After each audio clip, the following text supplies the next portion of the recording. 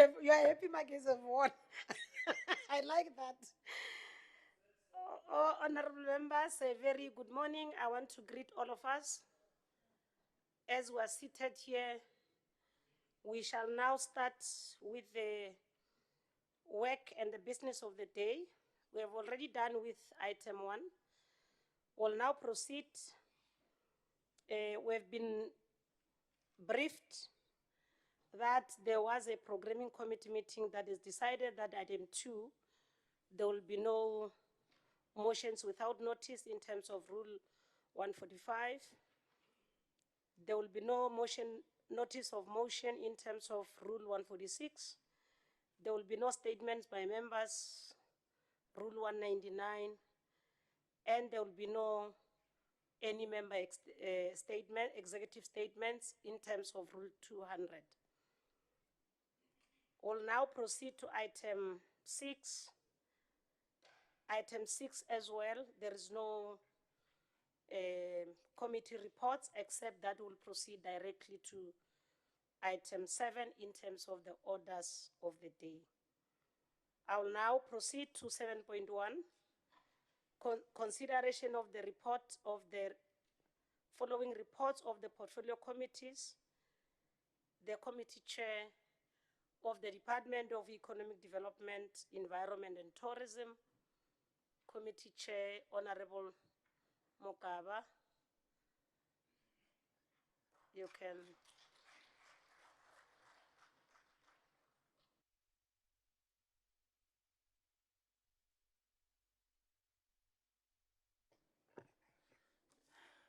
Honorable Speaker, Chief Whip, MECs present here, honorable members, good morning. I, Honorable Mokaba, rise to move that the 2023-2024 second quarter report of economic development and tourism be adopted as the report of this August House. I so move. Thank you, Chair. Can we have a seconder, Honorable Mdaka? Thank you, Madam Speaker. I, Falazam Mdaka, rise to second the motion as raised by Honorable Mapula Mkawa, the 2023-2024 second quarter report. Thank you. Thank you very much, Committee Chair. 7.1.2. Honorable Speaker, I, Mapula Anamukawa from Mankwent Cluster, rise to move that the report of 2023-2024 third quarter report be adopted as the report of this August House. I thank you. Thank you very much, Honorable Member. Any seconder? Honorable Matlow.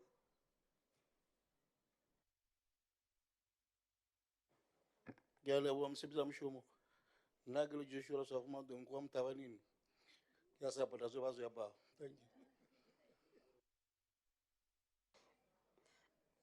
Zedwade.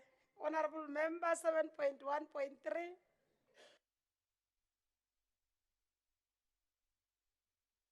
Thank you, Honorable Speaker. I rise to move that the report of 2023-2024 second quarter report of Limpopo Economic Development Agency, LEDA, be adopted as the report of this House. Any second, honorable members? Honorable Cooper. Thank you very much, Honorable Speaker. I, Bella Cooper, am seconding Honorable Chairperson of the portfolio, Yalidet. Thanks. Thank you so much, Honorable Member. In terms of seconding the report, I get all members of the House are part of the committees. So we are all expected to work on that. Oh, I didn't see you. They put a camera here, it distracts me. I don't know whether this screen is deliberate so that I don't see the other members or not. Honorable Chair, 7.1.4. Honorable Speaker, I move that the report of economic development of 2023-2024 of, Economic Development Agency LEDA be adopted as the report of this House. Thank you very much. Any seconder? Honorable Sman. Ek staan op om die agbare voorsitterskomiteeverslag se voorstel te aanvaar.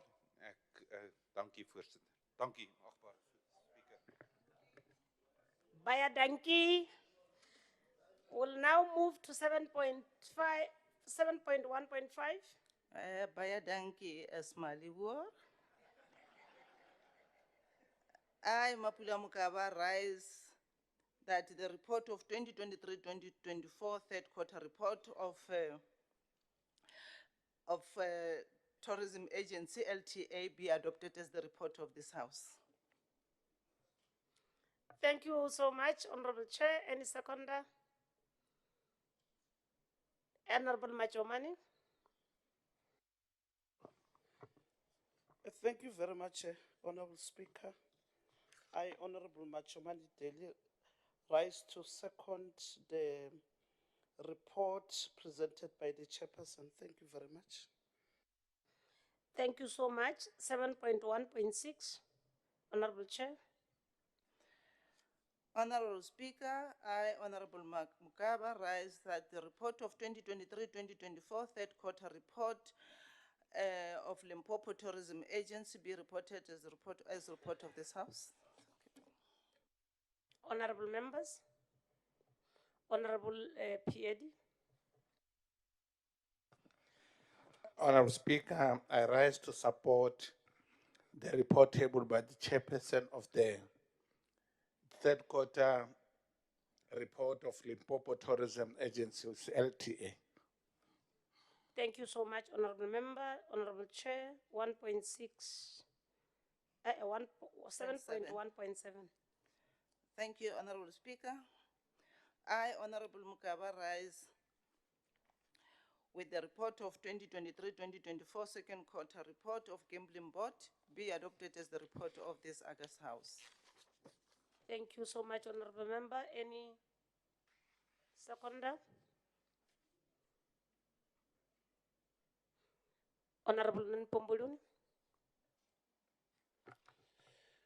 Thank you, Honorable Speaker. I'm Nempomboruni Tambelini Colbert. I rise here to second the consideration and the adoption of the report as presented by the chairperson.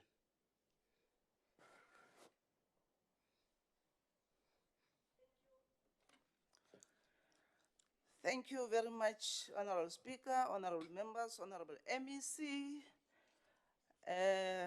My last one, I'll call all my names. I, Mapula Ana Prudence Ndamazi, which is my combat name, rise to move that the report of 2023-2024 third quarter report of Limpopo Gambling Board be reported, be adopted as the report of this August House. I thank you. The commander is spoken. Any seconder? Honorable Rakhwali. Thank you, Honorable Speaker. I, Nkakareng Rakhwali, stand to second the presentation is made by Honorable Mapula Ana. I can't remember other name. Prudence Ndamazi. Yeah, thank you. It's now official. Prudent Ndamazi. Thank you so much, honorable members. We shall now refer to the speakers list. According to the speakers list, we are going to debate all the reports at a go, Honorable MEC. So it's one debate for all the reports. Thank you. And we'll now go to the speakers list. Honorable Mnisi Gloria Zunisani, she's the one that is opening the debate. Honorable member.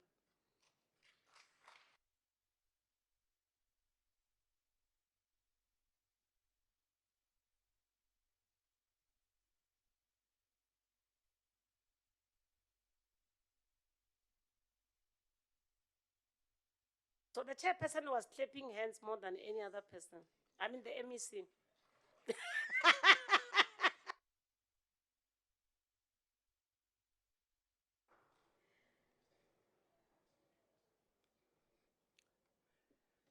Honorable Speaker, the Chief Whip of the Legislature, Deputy Chair of Chairs, members of the Executive Council and the leader of government business, all chairpersons of portfolio committees, members of the August House, and fellow citizens of our province, I greet you all in the wonderful name of Jesus, my Lord and Savior.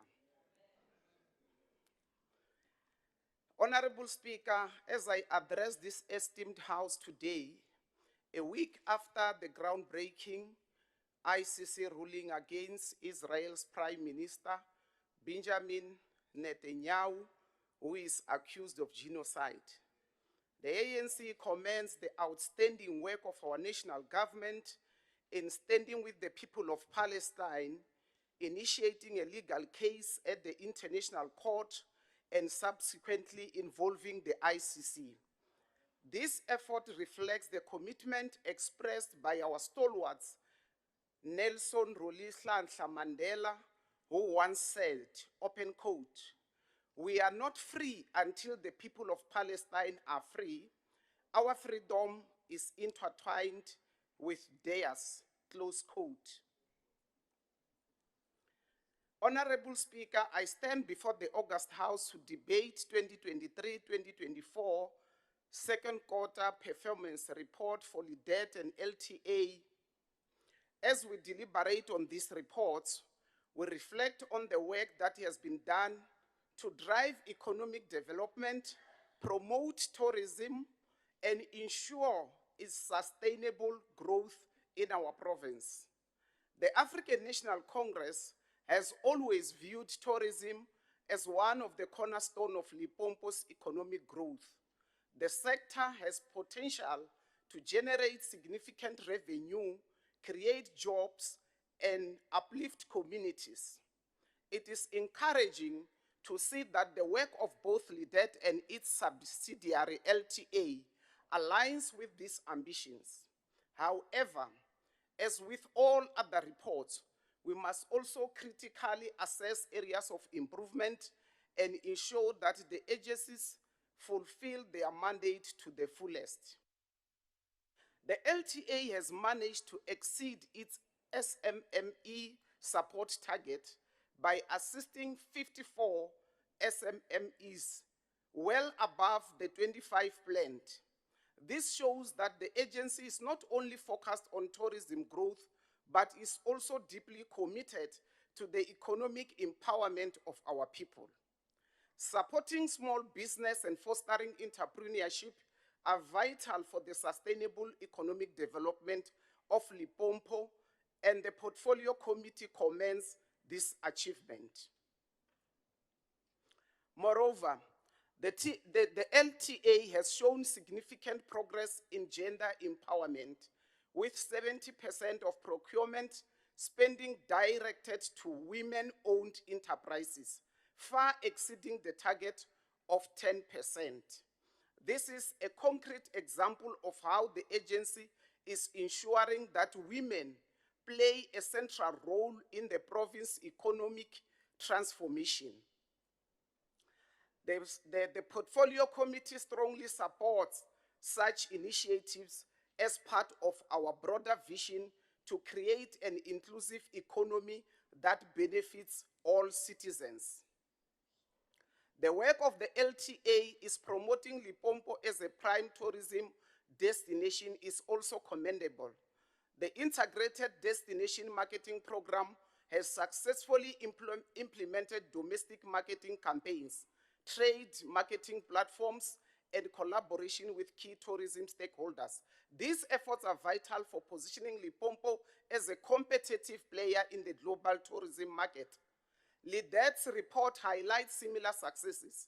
The department has made strides in promoting responsible gambling, addressing illegal gambling, and ensuring that the gambling industry in Limpopo operates in a regulated and transparent manner. The Limpopo Gambling Board under LEDA has achieved a 100% performance rate of its key programs, ensuring compliance and law enforcement in the gambling sector. This is a crucial part of building a sustainable and responsible economic development environment in the province. There are areas of concerns, however, Honorable Speaker. While we commend the progress made and the achievement of clean audit by LTA, the Portfolio Committee is concerned about other subsidiaries that require urgent attention and decisive steps so that they too become self-reliant and also obtain clean audit. A clean audit is not just an administrative goal. It is a key indicator of transparency, accountability, and sound governance, which are essential for maintaining public trust. Additionally, we are concerned about the underperformance in supporting business owned by persons with disabilities. While the agency has exceeded targets for women and youth-owned enterprises, it has consistently fallen short in this area. It is important that we take deliberate steps to ensure that businesses owned by persons with disabilities are given equal opportunities. The committee calls for a focused strategy to address this gap and ensure that all marginalized groups are given the opportunity to participate fully in the economic activities of our province. Another area of concern is the lack of completion of one of the planned impact assessment studies for the integrated destination marketing program. Impact assessments are vital to understanding the effectiveness of the agency's campaigns and the making informed decisions about future initiatives. The delay in completing these assessments indicates a weakness in operational planning that must be addressed. The Portfolio Committee calls for better planning and timely execution of all scheduled activities. The committee is also concerned about the budget execution, particularly the slight overspending of 6% in the second quarter.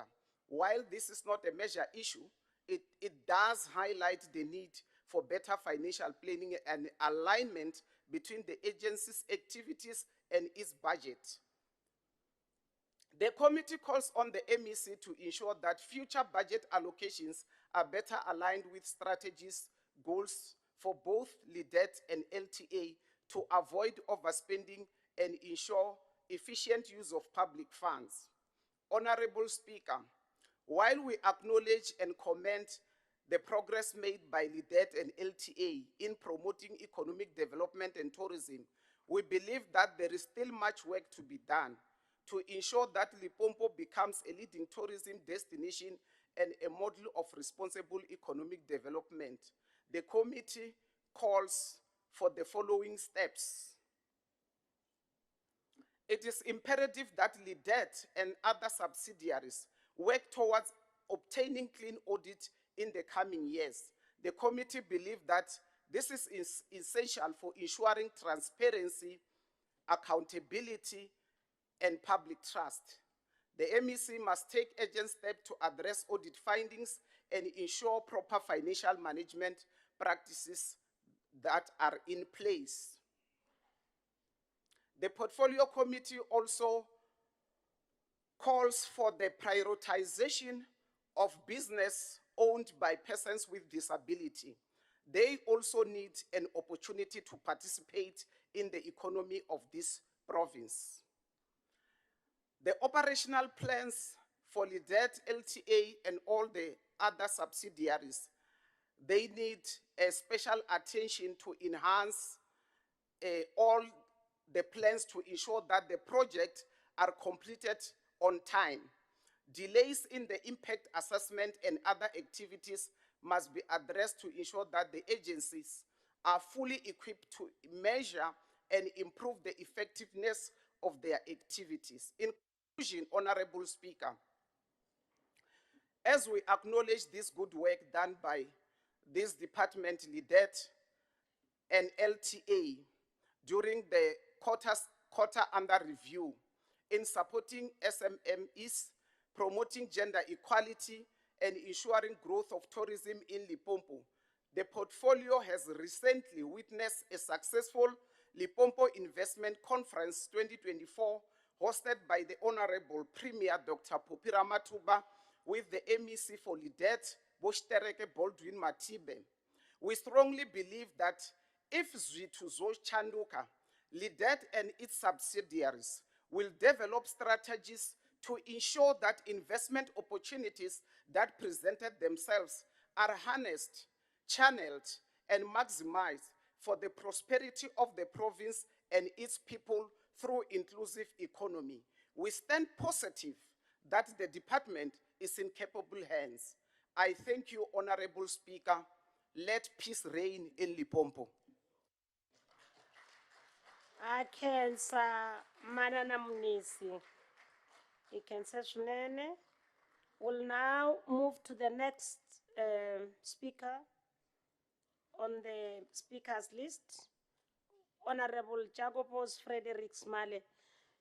While he's coming towards the podium, like I did previously, we don't necessarily tell you the minutes. You know your minute is 5, but just try to manage it yourself without me saying how many minutes left.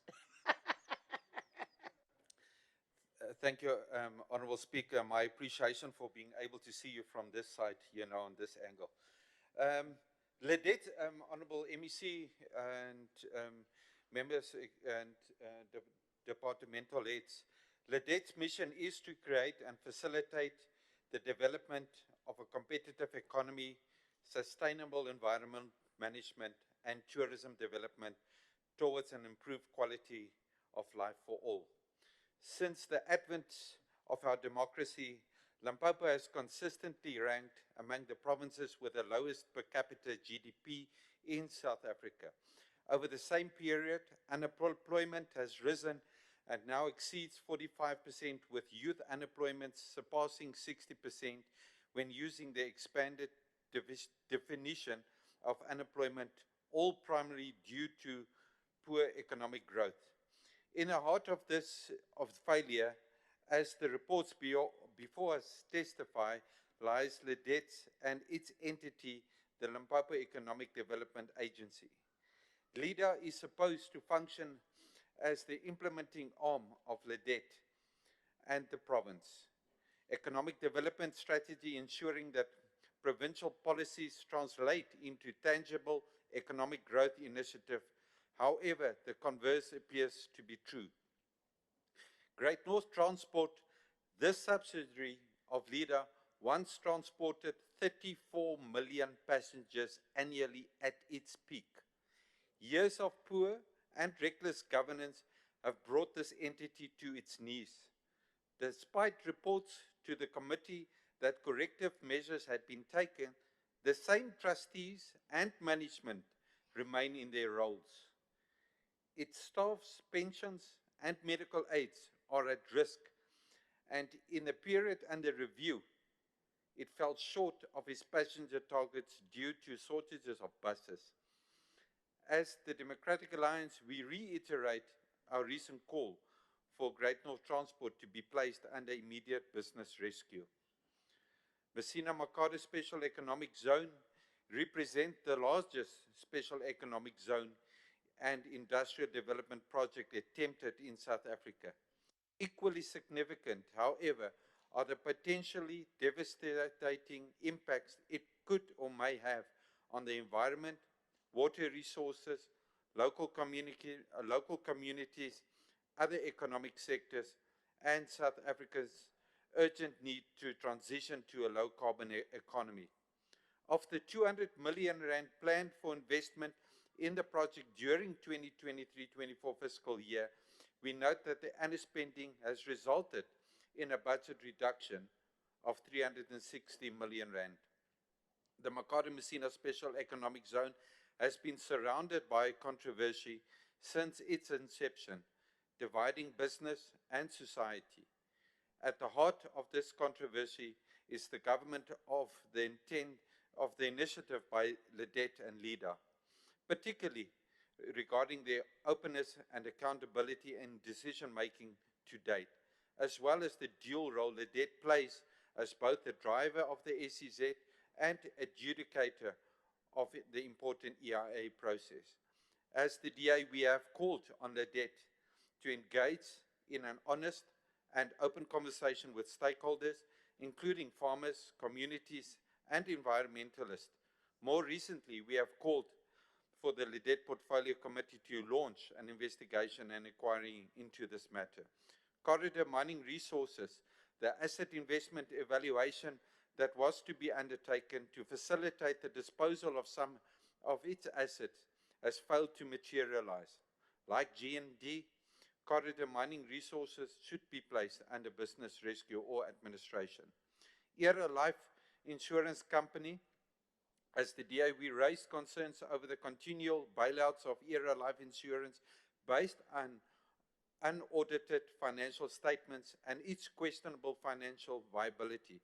Other concerns, additional concerns regarding LEDA noted in the reports under review include the failure to ensure operationalization of the Lebogomo Abattoir and Mashashana Hatchery, the non-operationization of the Chepong and Fumani mines, delays in leasing industrial spaces, shops, and accommodations belonging to LEDA, issues related to Limpopo Connection.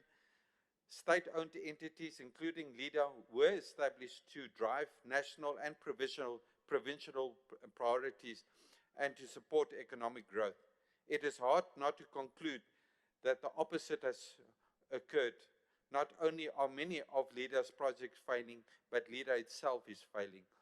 The promise of a better life for all has been betrayed. Ultimately, LEDET is answerable and accountable, and I hope that the new MEC will do just that. Thank you very much, Honourable Speaker. Thank you so much, Honorable Smalin. We'll now proceed to, unfortunately, Honorable Magalia de Khotatsong is not here. We'll now proceed to the Honorable Chair of the committee to close the debate. Honorable Chair, Honorable says Anna, Mapula, Prudence.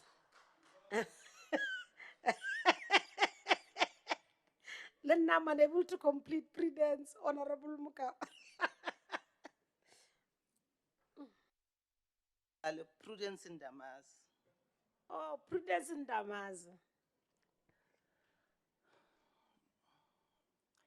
Thank you, Honorable Speaker, honorable members, honorable MECs present here. Once more, good morning. I address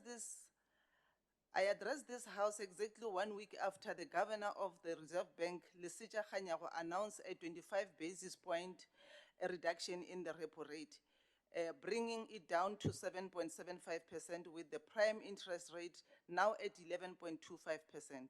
The committee acknowledges this move as a step in the right direction. However, we believe that given the consistent downwards trend in inflation over the past 4 consecutive sessions of the bank sitting, a reduction of 50 basis points or more would have been more appropriate and more progressive. Such a move would have provided businesses with an opportunity to borrow at lower cost and offered much needed relief to our people in terms of their home loans, car loans, personal loans, and credit card debts. Honorable Speaker, today we debate the quarter 2 and 3 reports of the quarter 2 and 3 of the Limpopo Economic Development Environment and its entities for the 2023-2024 financial year. The mandate of the Department of Economic Development, Environment and Tourism is to grow the economy, promote and manage environmental tourism activities. Furthermore, the department has a mission to create and facilitate the development of a competitive economy, sustainable environment and economic growth. This mandate is further cascaded down to entities with the Limpopo Gambling Board as a key custodian for responsible and legal gambling in the province, while the Limpopo Economic Development Agency leader has a mandate of creating a conducive investment environment for both SMMEs, and big investors in different economic sectors. Honorable members, the second and third quarter report from LEDA and LGB provide us with an opportunity to evaluate the performance of two key entities in our province, tasked with ensuring sustainable economic growth, job creation, and the responsible regulation of industries that are vital to Limpopo's development. As we reflect on this report, we must both celebrate the successes and critically assess areas where we need to do better. The ANC acknowledges the progress made by both entities in fulfilling their mandate and supporting our province's economic transformation. However, as always, there remain areas where there remains areas where we must focus on improving performance to ensure that the benefits of these efforts are felt by all the people of Limpopo. First and foremost, the committee commends both the Limpopo Gambling Board and the Limpopo Economic Development Agency for their achievements during the second quarter of the 2023-2024 financial year. The Limpopo Gambling Board has delivered a commendable performance, achieving 100% of its target across all its key programs. The committee commends the LGB for its efficient management of the gambling industry, including its effort to address illegal gambling activities, promote responsible gambling, and ensure that the industry operates in compliance with relevant legislation. The law enforcement program successes in conducting 51 investigations into illegal gambling activities, far exceeding its targets for 25, is a clear demonstration of the board's proactive stance in tackling unlawful gambling practices. Furthermore, the confiscation of 364 illegal gambling machines and the apprehension of 44 suspects is a testament of the effectiveness of LGB's law enforcement efforts. Similarly, LEDA's performance in the second quarter has been impressive, with several key achievements worth noting. The agency has made significant strides in advancing economic development in Limpopo. Among the most noteworthy accomplishments is the exceeding of the targets for supporting SMMEs, with 125 SMMEs and 110 cooperatives being assisted, significantly surpassing the planned targets. This demonstrates LEDA's continued commitment to facilitating small business growth and empowerment in the province, which is a central priority for the ANC. It is also worth acknowledging the excellent work done by LEDA and the facilitation of export, where the targets for export was set at of 100 million, but the agency exceeded that target by facilitating 267.6 million in export. The committee also welcomed LEDA's progress in the establishment of industrial park and special economic zones, such as the Fitakhomutubase, The registration of this industrial park is a crucial milestone in attracting investment to Limpopo, and it aligned with the ANC's vision for industrialization and economic diversification. Leaders work in promoting the mining sector and assisting with the development of the Messina Mercado SEZ is also commendable. Although there were some delays in infrastructure development due to permit challenges, the committee recognized the effort being made to resolve these issues and remain hopeful that significant progress will be made in the coming quarter.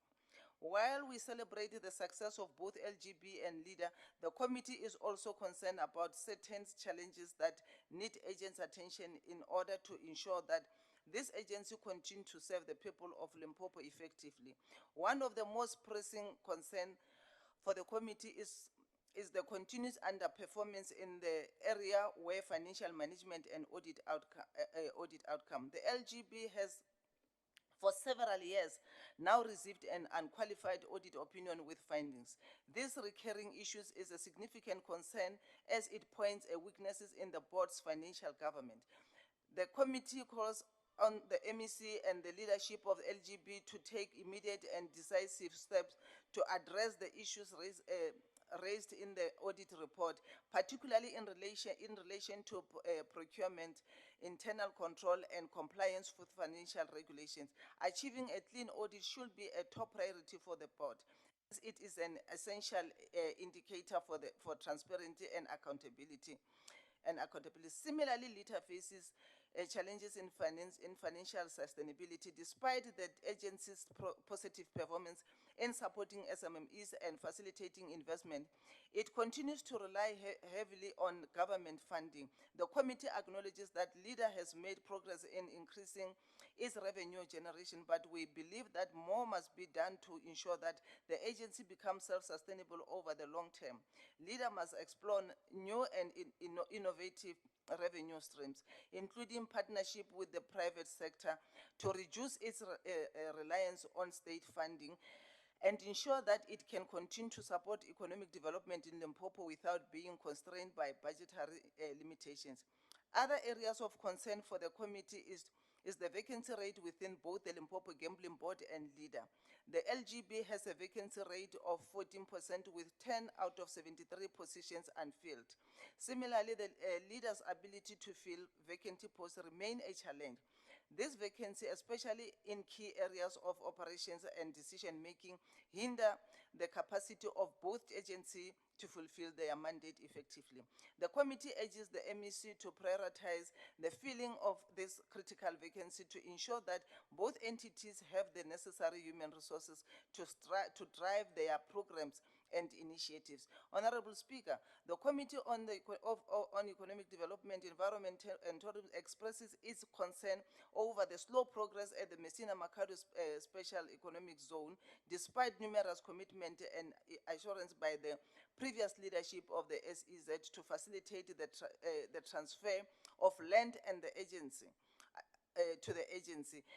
This crucial step remained incomplete. This is deeply troubling, especially given the significant financial resources allocated to this program over the past 5 years.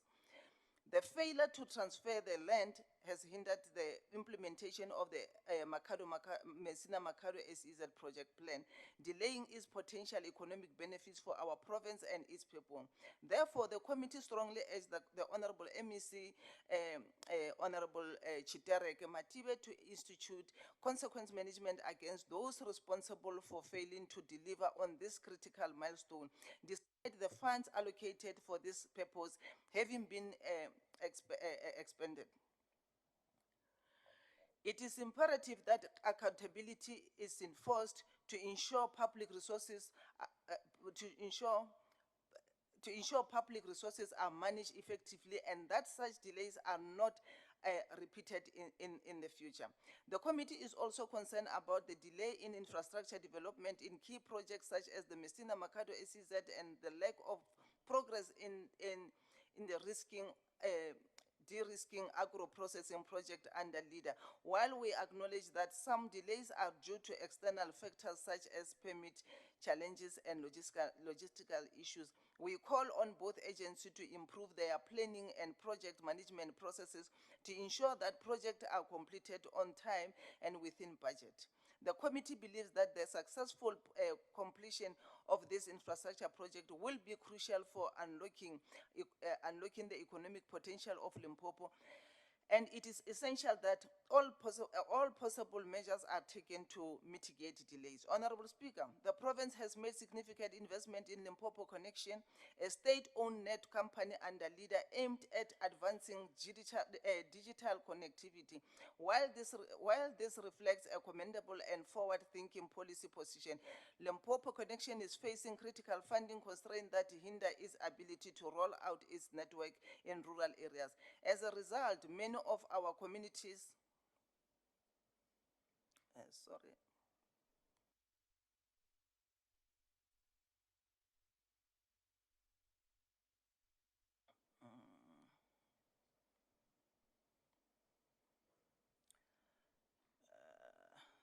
Honorable Speaker.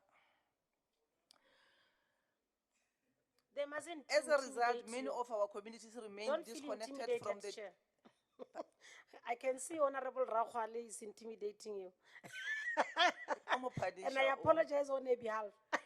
As a result, many of our community remain disconnected from the digital opportunity and benefits that internet access provides. This funding shortfall is a significant barrier to the agency fulfilling its mandate to connect people in every corner of Limpopo. We therefore urge the Limpopo Provincial Treasury and the Department of Economic Development, Environment and Tourism to allocate the necessary funds to enable Limpopo Connection to achieve its objectives.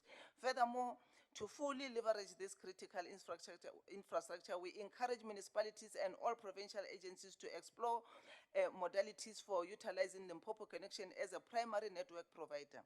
This coordinated approach will ensure optimal use of resources and maximize the socio-economic benefits of digital connectivity across the province. Honorable Speaker, while both LGB and LEDA have made considerable progress, it is clear that there is more work to be done. The committee remains committed to support both agencies in their efforts to promote economic development, job creation, and the responsible regulations of industries in Limpopo. However, to realize the full potential of this agency, we urge the MEC and the leadership of both entities to focus on the following: addressing financial management, which is both LGB and LEDA must work towards achieving clean audit. The ANC calls on the MEC to ensure that this agency implements effective financial management practices and address any weaknesses in their internal control. Secondly, filling of vacancies. The committee urges the MEC to prioritize the filling of critical vacancies in both LGB and LEDA to ensure that this agency have the capacity to implement their program effectively. Thirdly, promoting financial sustainability. LEDA must continue to explore innovative ways to generate revenue and reduce its reliance on government funding. This will ensure the long-term sustainability of the agency and its ability to continue driving economic development in the province.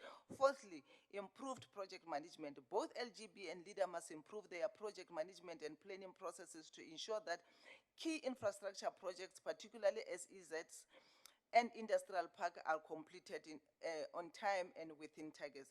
The committee commended the Limpopo Gambling Board and the Limpopo Economic Development Agency for their positive contribution to provide growth and development. The achievements in supporting SMMEs, promoting responsible gambling, and advancing infrastructure projects are noteworthy, and we encourage both agencies to build on these successes.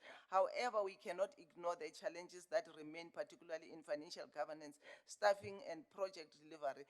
The committee stands ready to support the MEC, and this agency is addressing these issues and ensuring that Limpopo continues to thrive as a hub of economic growth and opportunity. I thank you. Ra leboga, honorable member, the chair of the committee, says President Ndamaze. Re lebogile.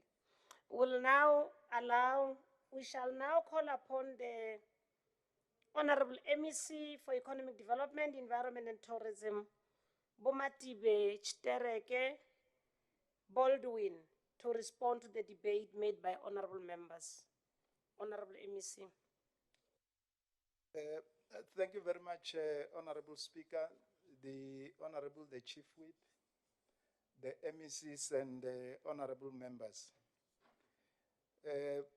Firstly, I want to start by appreciating the inputs that we have received from the committee. Honorable Speaker, is a very engaging committee when we go there to present our reports, and we want to appreciate the oversight that they are doing to all our entities and the department. On issues raised here, starting with Honorable Munisi, we appreciate the input that you made in terms of LTA and its role in promoting Limpopo.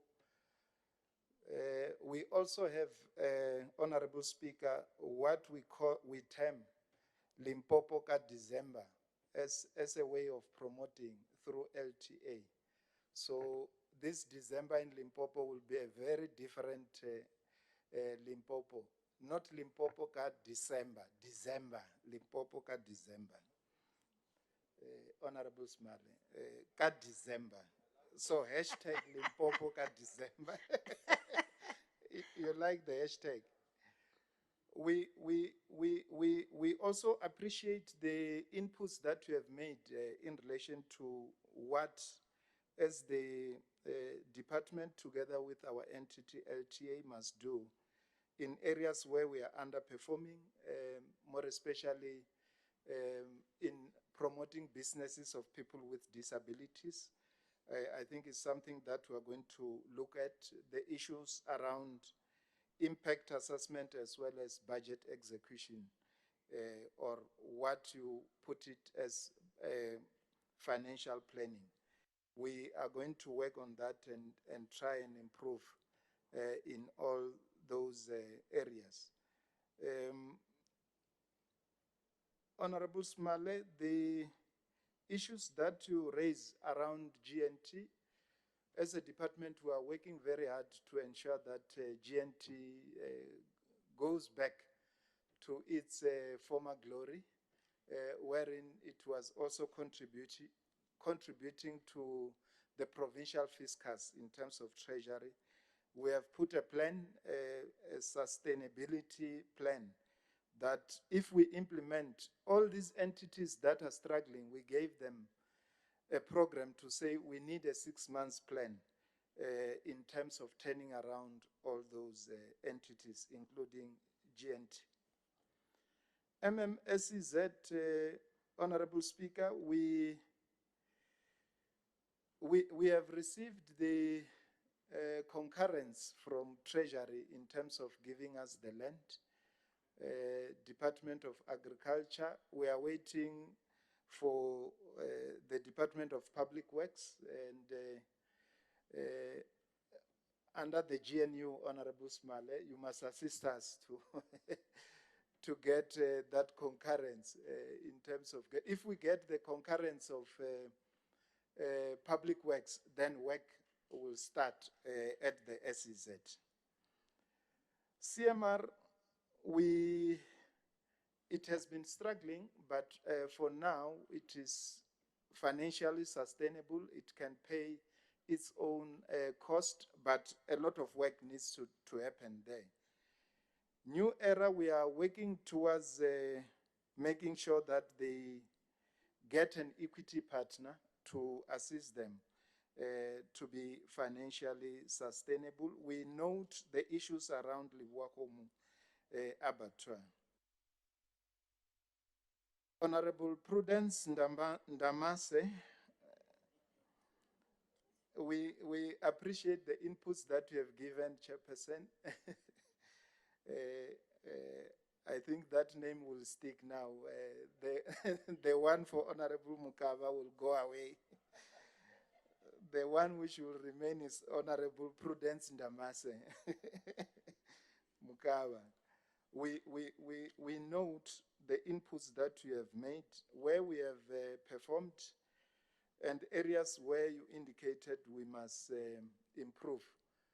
We want all our entities to achieve clean audit. Currently, LTA and LGB are on clean audit. LEDA is the one that is lagging behind. And we think that we can assist it to go back to clean audit with the other ones. All the areas that you raise critically, more especially issues around Limpopo connection, is a matter that we are working with the provincial treasury to try and get some assistance. They have requested us to put up a plan in terms of assisting on the internet issues. Addressing financial management, critical vacancies, promoting financial sustainability, and lastly, improving project management. Those are the areas that we are going to look at, and we really appreciate the inputs and the guidance that we receive from the committee. Thank you very much, Honorable Speaker. Thank you very much, Honorable MEC, for the Department of Economic Development for the response. We will now proceed to 7.2 in terms of the order of the day. which is the consideration and adoption of the following report of Portfolio Committee on CoGHSTA. Committee Chair. Honorable Champ Sipuru.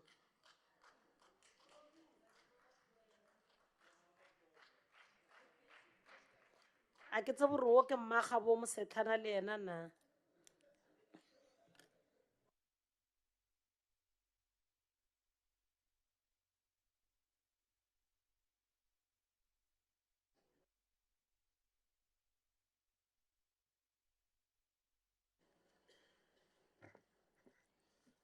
I, David Makabo, Champ Sipuru, from Mulechi, where Magezi FC is coming from. Hereby move for the consideration and adoption of the 2022-23 annual report. Thank you. Kam ka ke rena bana ba Moletši. Ra leboga. Chair, can I please now call for the seconder for the report?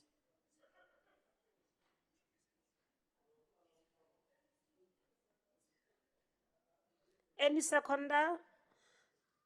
Botobele, which was?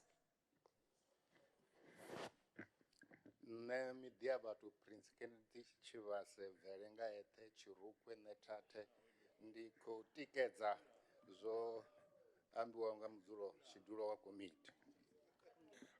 Na osna mogolo kwane a ke happy banna. Wow, thank you.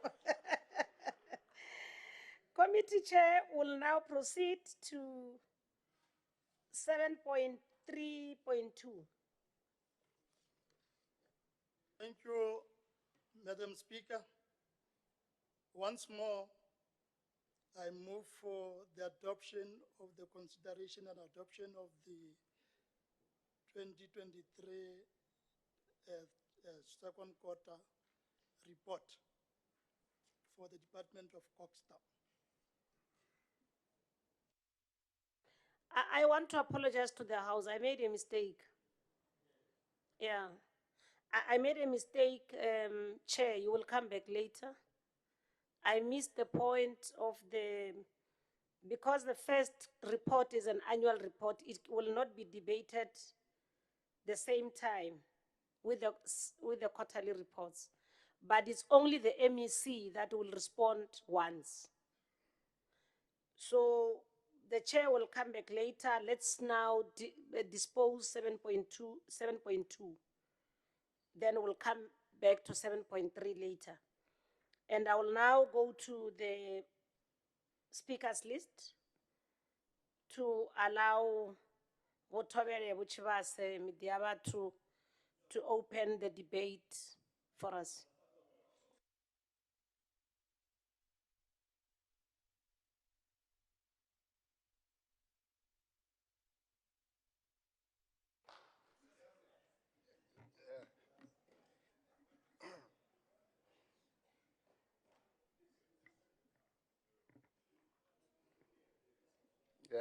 Ndaunda I'm speaker rukolebuwa ange wembe unanda kuvona mvula ikona ngamana swino rukolebuwa mdzimuri ai vatu vadola vafura. Honorable Speaker, the Chief Whip, members of Executive Council, honorable member of the August House, ladies and gentlemen. It is indeed an honor and privilege for me to be afforded this opportunity to address this August House to consider and adopt the 2023-2024 annual report of the Portfolio Committee on Cooperative Governments, Human Settlements and Traditional Affairs.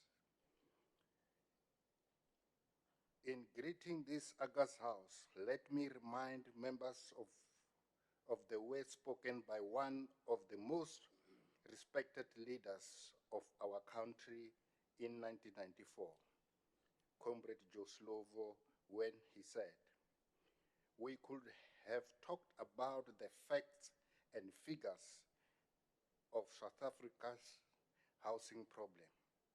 We could have once again looked at the massive backlog and talked about the number of new families entering the market every year. But numbers don't tell even half the story. We could have been discussing in a vacuum, divorced from the people and places we aim to serve. Housing is a physical requirement, but it is also much more. It is a spiritual need which goes to the root of a dignified and tolerable life. It is at the core of a better life for all South Africans. Close quote. It is through Section 114 of the Constitution of the Republic of South Africa, as amended, that the legislature must ensure that all organs of state in the province are accountable to it and should maintain oversight over the executive authority. Hence, we are presenting this report today. The Portfolio Committee on CoGHSTA has a constitutional obligation to oversee and monitor the Department of Cooperative Governments, Human Settlements and Traditional Affairs performance on service delivery. It is Section 26 and 27 of Public Finance Management Act, which enjoins us and the legislators to make sure that there is accountability in this department and other departments. Honorable Speaker, for the year under review, 2023-2024, the department had an adjusted appropriation of 3.0 billion, and the total expenditure was 2.8 billion. For its 4 programs, namely Program 1, Administration, Program 2, Integrated Sustainability, Human Settlements, Program 3, Cooperative Governments, and Program 4, Institutions of Traditional Affairs. This translates to 93.3% expenditure of the budget allocated, which is an improvement of 48% in the budget expenditure, which must be commended. In honoring our duty to serve, the department is encouraged to spend 100% of its budget because budget expenditure is inextricably tied to service delivery. For the same year, the department had 67 targets, of which 52 were achieved. This translates to 77.6%. Administration and human settlements performed below 70%, with human settlements being the worst performer at 58%. Challenges were experienced in financial management and project management, with the most affected areas being in the Waterberg district in the projects like Marapong residential unit, Alto Spud temporary accommodation, and Finger Kral temporary accommodation. The department has since taken over the project management of the project and readjusted the time frames for completion of the project.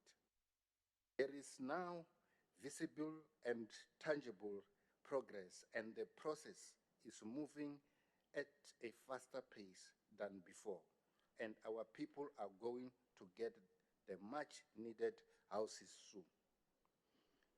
Other challenges like Talana community residential units in Mupani district, Bakersford Community Residential Units in Sekhukhune District, and Chikota Community Residential Units, and the Venetia Mine Community Residential Units will be a thing of the past soon, and our people will be proud owners of those houses.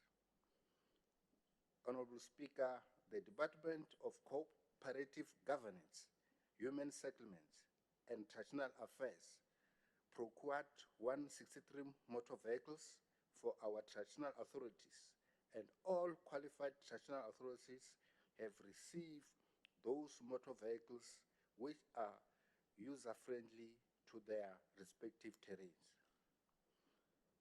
This distinguished House of Honorables recognize the ongoing discussion concerning the Vapedi and the Vavenda kingship.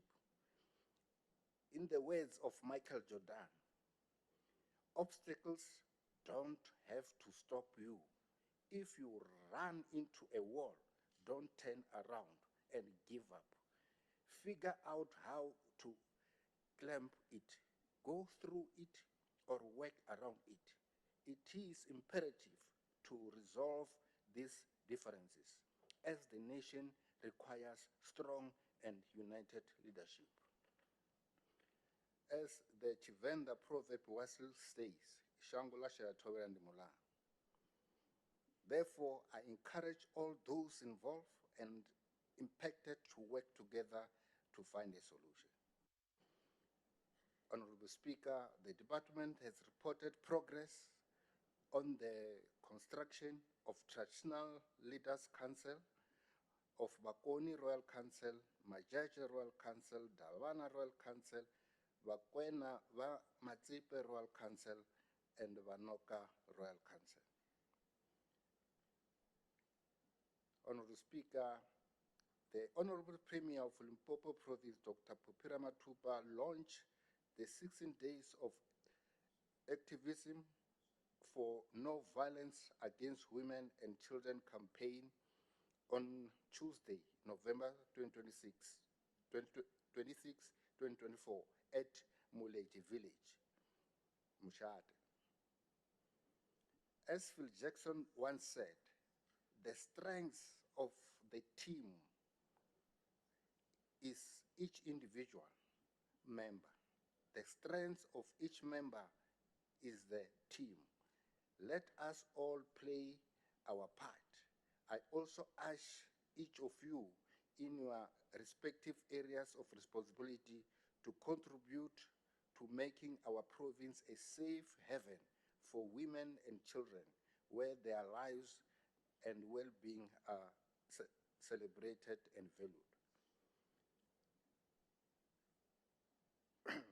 Honorable Speaker, in conclusion, the annual report of 2023-2024 of the Department of Cooperative Governance, Human Settlements, and Traditional Affairs reflect the work done in order to deliver on the promises made by the ruling party in this province, the African National Congress, deriving its mandates from the Constitution of the Republic of South Africa and the Public Finance Management Act and other relevant legislation and prescripts so that the people of this province can receive quality basic service. We welcome the 2023-2024 annual report as an account of the performance of the department and a commitment to continue providing quality basic services to the people of Limpopo and thus create a better life for all. I thank you very much. Thank you very much, Botobel or Koleboa, for the opening of the debate. We'll now go to our honorable member, Honorable Evelyn Rain Wilson.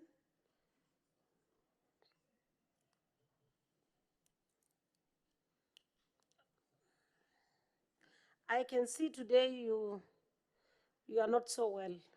We are sorry about that. You are trying to deny your third leg. Thank you so much, Speaker.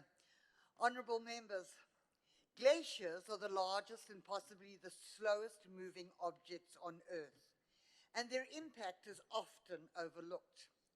Glaciers move exceptionally slowly by internal deformation, which can have devastating consequences on the environment and on human life. Similarly, the glacial pace by which the department addresses critical challenges results in a continuous regress, especially in our municipalities, where efficacy is the exception rather than the norm. This too has dire consequences. Oversight, accountability, and meaningful interventions remain critical concepts that cannot be separated in the financial management and public accountability process. Honourable MEC, for the year under review, in Programme 1, which is administration, we saw under expenditure of 32.5 million, up from the 25.5 the previous financial year. Honorable Wilson, Honorable Mate is raising a hand. Honorable Mate. Thank you very much, Honorable Speaker. Can the Honorable Member indicate if she can take a question?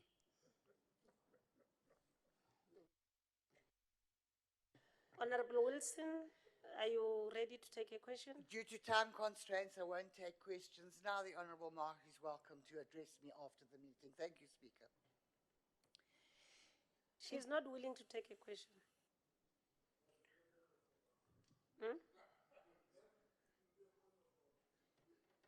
Okay, you can raise a point of order.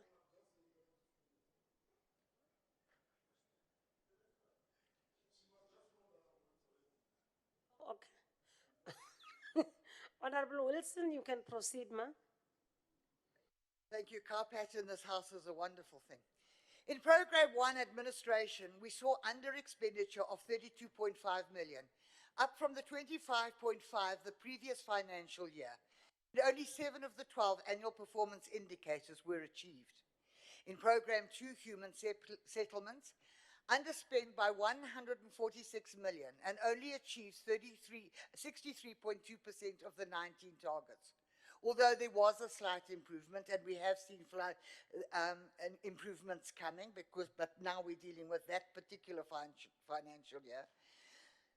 So we have seen some slight improvements, but the department only built 5,066 houses, which is 5,467 less than the 4 years previous to COVID. Order.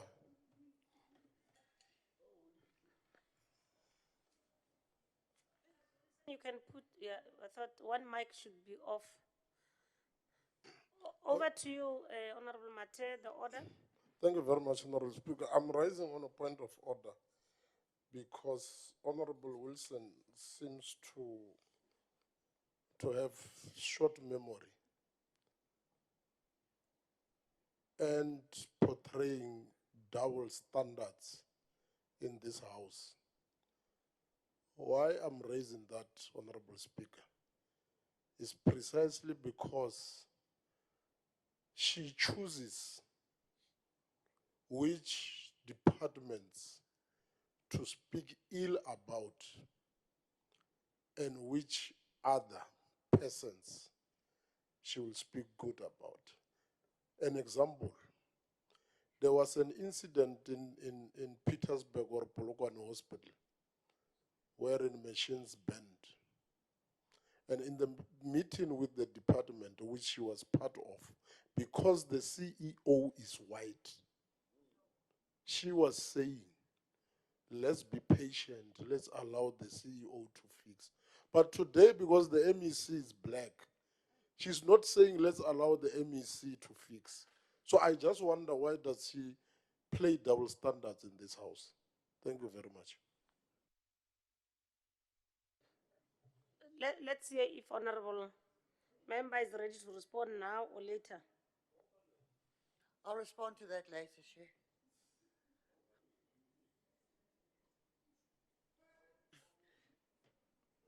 Programme 3, cooperative governments must capacitate municipalities and was allocated 226.8 million, of which 97.6% was spent to achieve 25 of the 26 targets. The question is, however, MEC, how is this plausible when our municipalities did not improve in audit outcomes? Raked up 2.77 billion in unauthorized expenditure, Eskom and the water board's 2.73 billion, increased spending on consultants by 6% to 279.8 million. There were stoppages of funds to 9 municipalities due to underspend and material irregularities, which have caused a combined financial loss of 1.44 billion. Order. No. There was never stoppage of funds to municipalities like Tawazip municipality. What happened was that the DA wrote to APSA to freeze the bank account of that municipality. What is that? What is that? They wrote to a bank. Honorable Mate. They wrote to a bank to freeze the account of the municipality. Today they come here and say that we have stopped financing those municipalities. That is another double standard, Honorable Speaker. Okay. Honorable Speaker. Honorable member, honorable, is there any hand? Honorable Small. Thank you, Honorable Speaker. First of all, I rise on a point of order, and on Rule 92, once a member has requested a point of order, the member must first be recognized by yourselves before an honorable member can proceed in his point of order and raise on that. Chairperson, I would also want to refer further to rule number 94, Chairperson, if I may, and that is the repetition of the continuous interjections by the member on Honorable Wilson on the topic. We are discussing the rules of debate, which reflects to part 3 of chapter 11, and the contents of the debate is with relevance to the financial year of 2022 and 23. Chairperson, Honorable Small, what rule are you quoting? Chairperson, I first rose on Rule 92 to make you aware of that I wanted to make a point, and then I made reference to Rule 94.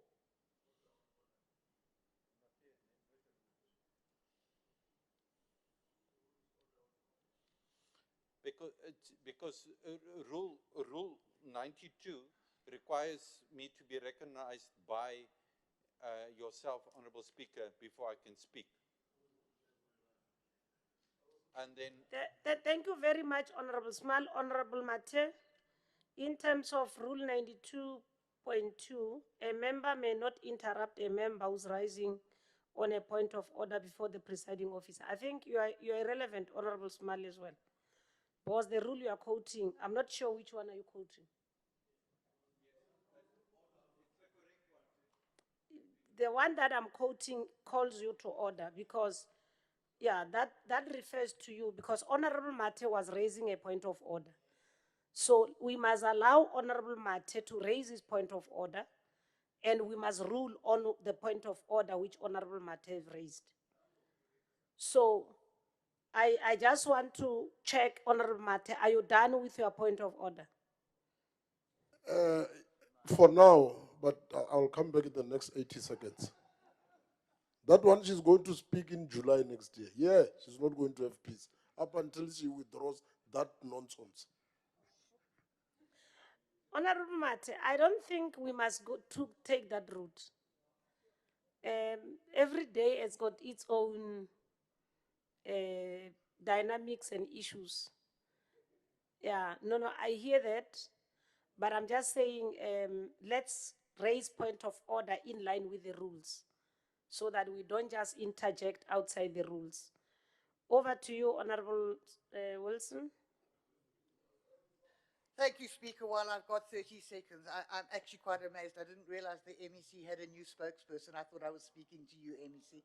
I was awaiting your answer, not the Honorable Marty's. But thank you for listening to me. 26 municipalities did not include KPIs and targets in their service delivery and budget implementation, including targets and indicators on the quality of water, wastewater disposal, and those including the backlogs in water and wastewater. In hindsight, we all know about the damning SAHRC inquiry about Limpopo's water crisis.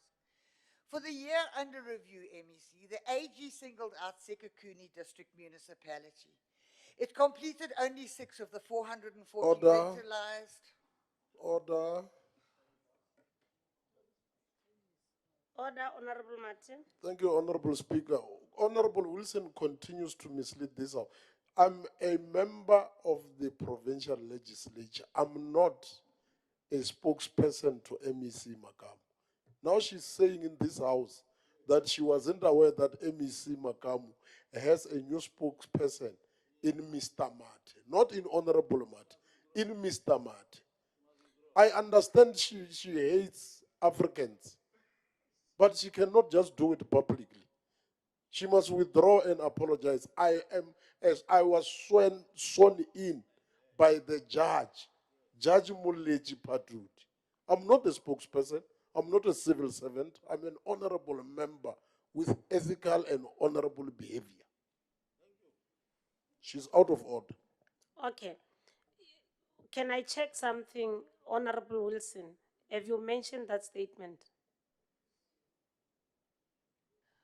I said that because the Honourable Marty was responding to my debate that the Honourable But Honourable- MEC, the Honourable MEC is Wilson- supposed to respond to, not him. No, Honourable Wilson. I withdraw. He's not a spokesperson. No, Whether he's Honourable, honourable is questionable. Honourable Wilson, let's follow the procedures right. That's fine. If you respond directly to Honourable Mate without listening to the presiding officer, we will have a difficulty in managing this debate.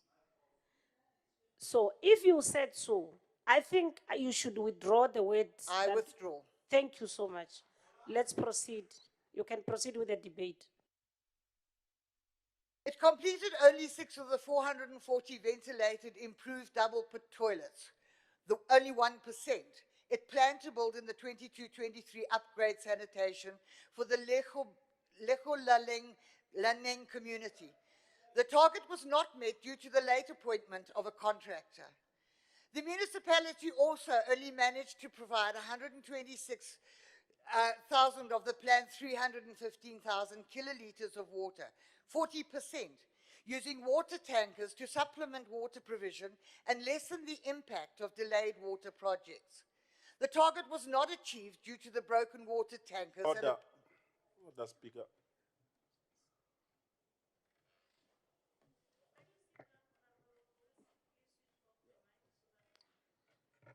Thank you. Honorable Mabucha. Yeah, Speaker, I'm raising on a point of order because as I have been browsing through the speaker's list, I can see that the time allocated for Honorable Wilson it's over. Thank you. On a point Thank of you. order, Chairperson. I'm not going to allow any point of order. Can I allow Honorable Wilson to conclude his presentation? Thank you, Honourable Speaker. We still find people in Sekekuni pulling water and washing in holes along with cows and goats. The municipality underspent its municipal infrastructure grant by 232.96 million, representing 49% of the grant allocation. A very serious and very hard look must be put into the Sekekuni district. At present, it does not appear to be salvageable, and I think very urgent interventions are required. Honourable Makamu, we can no longer afford to have targets set only on the interventions conducted by the department. The target must be set on successes. If not, it renders set targets meaningless and regress across all programs is guaranteed. So in conclusion, Speaker, It is incumbent on the Seventh House to intervene to hold the department accountable to save our towns by ensuring effective municipal councils and professional officials who spend prudently are held accountable and, most importantly, prioritize service delivery. And this is the advantage of doing annual reports long after the fact. This is for the 2022-23 report, sir, and these are based on the AG's comments. So now we can see how far we've come in 23-24. I think some serious interventions are required, MEC. We cannot have the same old, copy and paste resolutions, and I look forward to improvements in this department. I thank you. Thank you very much, Honorable Member, Honorable Wilson. We'll now proceed to Honorable Mapoulo is not here. We'll proceed to the chair of the committee, Honorable Sipuru Makhabochem, to close the debate.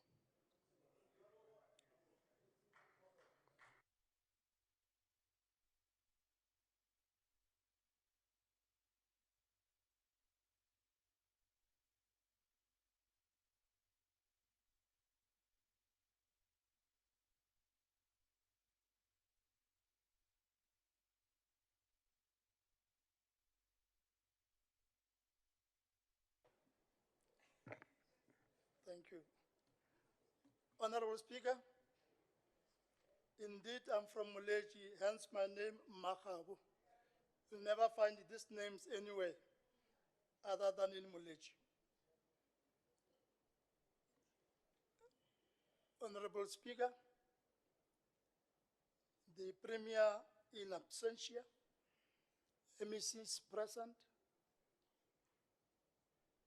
honorable members, chairpersons of portfolio and standing committees. I'm not going to be long because my fellow member, Honorable Chivasi, has touched almost all points that I was supposed to raise. So I'll only be raising those issues and emphasize, those issues that were not raised and emphasize on those that were raised. I indeed feel honored and privileged to be afforded this opportunity to address this August House on the occasion of the consideration and adoption of the 2022-23 annual report of the Portfolio Committee on Corporate Governance, Human Settlements, and Traditional Affairs, CoGHSTA in short. I want to take this opportunity to greet this August House and indicate that access to adequate housing is enshrined in the Constitution. In Section 26, it provides that everyone has the right to have access to adequate housing. Two, that the state must take reasonable legislative and other measures within its available resources. I must emphasize this, Honorable Wilson. Repeat, the state must take reasonable legislative and other measures within its available resources to achieve the progressive realization of this right. Through CoGHSTA, the people of Limpopo province are entitled to better houses. They are entitled to municipalities that are functional and efficient and can provide quality basic services to them. They are also entitled to live in traditional leadership areas where cooperative governance is reigning supreme. The department is supposed to have 50% women representation on the senior management services SMS level, but currently it is sitting at 41.5%, though it is gradually moving towards the attainment of the 50% and more. This is pleasing, and a lot of work still needs to be done to ensure that we achieve these targets. The department is implored to hasten this process for the attainment of women empowerment and gender equity in the department. Madam Speaker, at the end of the financial year, the department had delivered 7,023 housing units against the targeted 7,291. This translates into 96.3% achievement.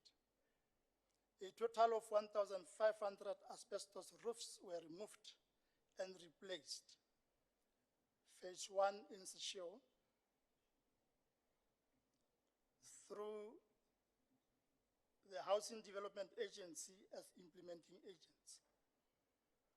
Contractors have been appointed and they have taken sites for 755 houses. With regards to phase 3, enumeration and auditing of 10,500 asbestos roofs across the province has been successfully completed. We applaud the department for moving with speed in this direction. We are, however, worried about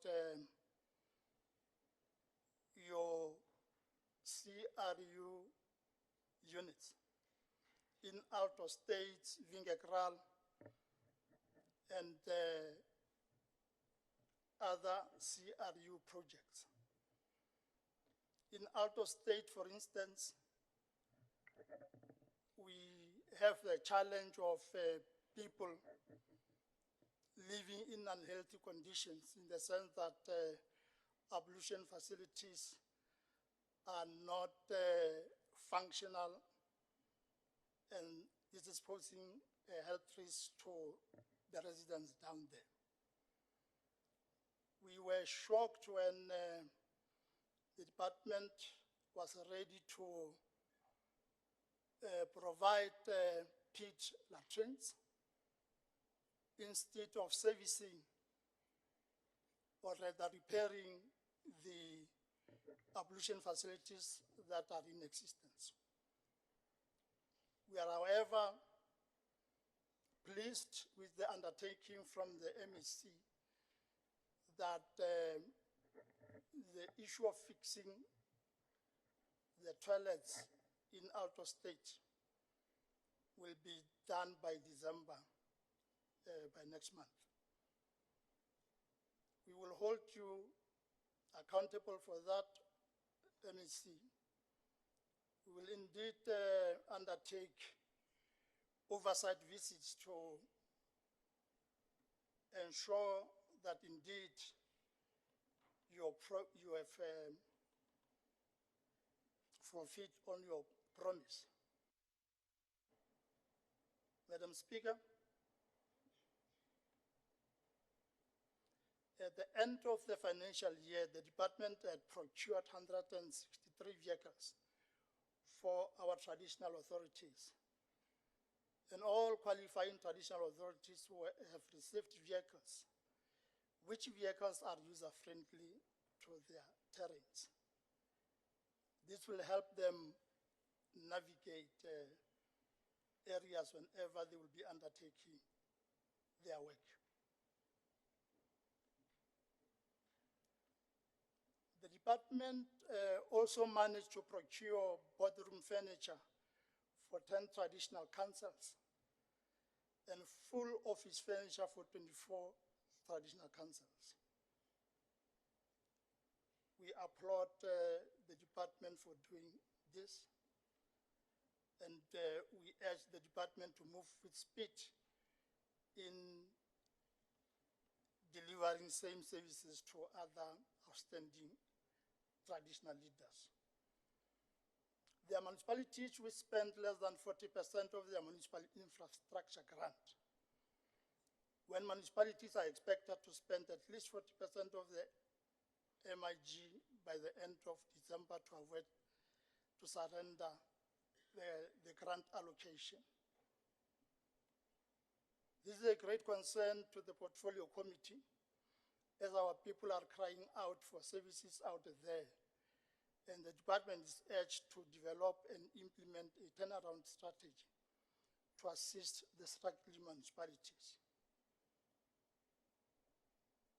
This brings us to the end of our presentation, Madam Speaker, and I thank you. Ra leboga, Chairperson, for responding to the debate and closing the debate. We shall now proceed. Will not call the MEC now, and will allow you to present the first quarter and the second quarter and the third quarter. Over to you, Chair.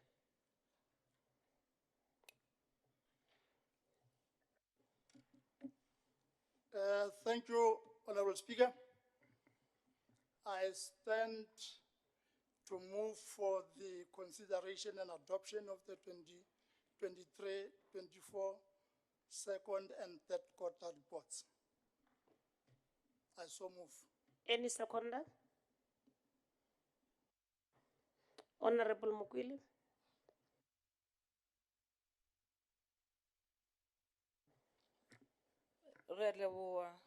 Honorable Speaker, Kele Musudi Esta Mukwele, ke rata go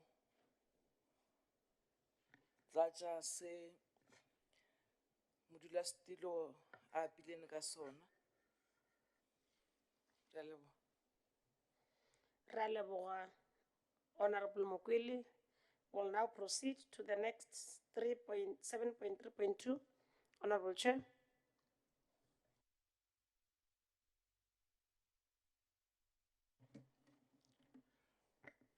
Honorable Speaker, do I also move for the adoption, or I proceed with my presentation? You still move the last report, I so move the third quarter report.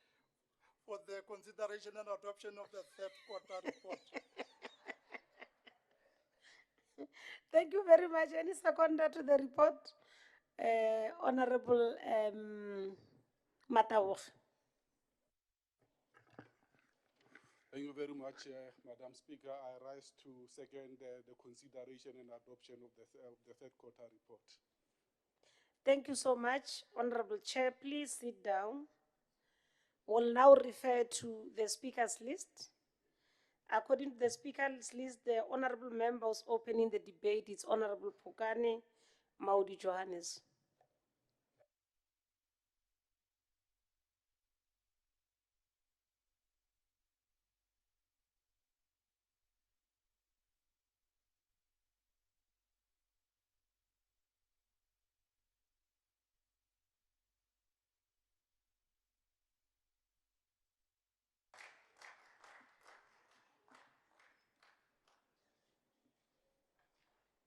Honorable Speaker, the Chief Whip, the leader of government business, who happens to be the only MEC in here, honorable members of the August House, ladies and gentlemen, Kelitamishij. Ke lebetse MEC Mawai, of course, Vegisalabun. Kelitamishij. Honorable Speaker, it's indeed an honor and privilege for me to be afforded this opportunity to address this August House on the 2023-2024 financial year second and third quarter reports of the Portfolio Committee on Cooperative Governance, Human Settlements and Traditional Affairs. In our endeavor to outline the performance of the Department of CoGHSTA, we shall try our best to submit ourselves to and be persuaded by America Cabral's most famous quote in this house. We shall be frank and tell no lies about the achievements and the shortcomings of the Department of CoGHSTA during the period under review. Honorable Speaker, Section 114 of the Constitution of the Republic of South Africa enjoins the legislature to ensure that all organs of state in the province accounts to it and that it should maintain oversight over the executive authority. The Portfolio Committee on CoGHSTA, which I presently represent here on this platform, is mandated to oversee and monitor the Department of Cooperative Governance, Human Settlement, and Traditional Affairs on their planned APPs. Honorable Speaker, the Department of Cooperative Governance, Human Settlements, and Traditional Affairs is composed of 4 programs, namely Program 1, which is administration, whose purpose is to provide strategic and effective leadership, management, and administrative support to the core functions of the department. The other program is Integrated Sustainable Human Settlement, whose purpose is to ensure that there is a provision of housing development, access to adequate accommodation in well-located areas, access to basic services, and access to social infrastructure and economic opportunities. The third program is of cooperative governance, whose purpose is to provide technical and oversight support to municipalities to implement their mandates. The fourth program of CoGHSTA is Institutions of Traditional Affairs, whose purpose is to support the institution of traditional leadership to operate within the context of cooperative governance.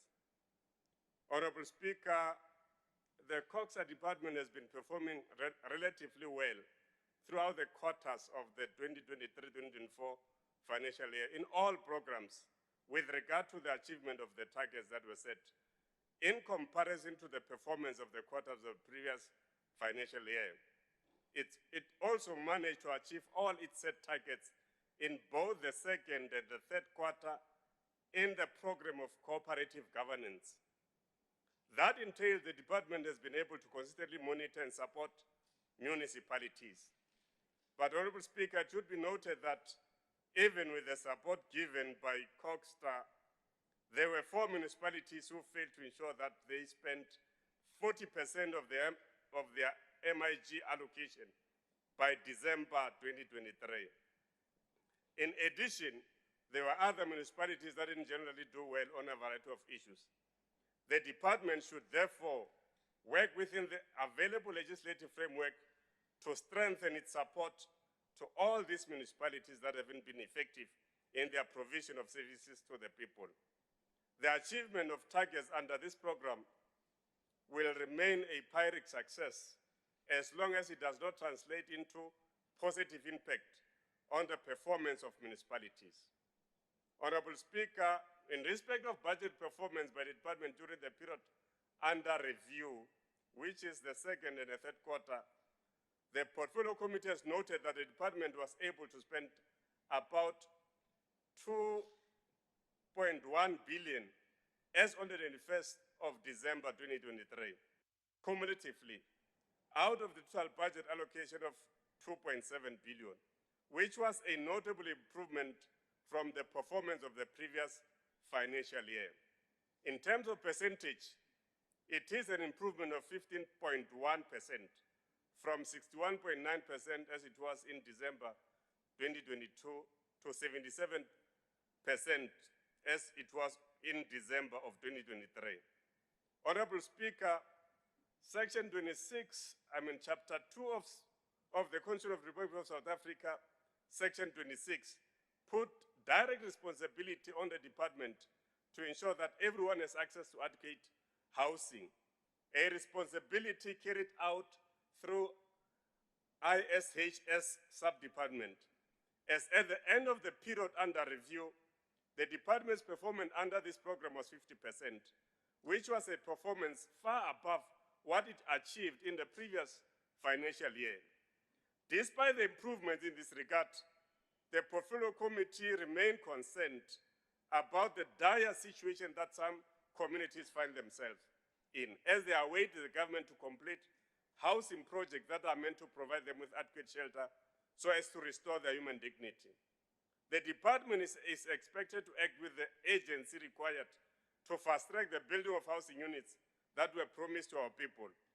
The people of Alto State, Marapo, Skirlek, and other communities deserve a better life as promised by this ANC-led government. The ANC anticipate that what it outlined in its 2019 manifesto, where it indicates, through the NDP, we seek to advance a coherent program to transform human settlements and to ensure that the delivery of housing is used to structure towns and cities and strengthen the livelihood prospects of households and everyone and overcome apartheid spatial patterns is realized. Honorable Speaker, on matters of gender equity in terms of employment at senior management level in the department, it is at 41.5% of its gender equity target of 49%.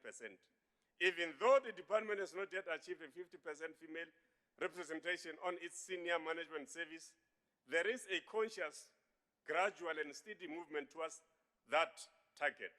The department is encouraged to relentlessly strive towards the achievement of the 50% equity target and beyond.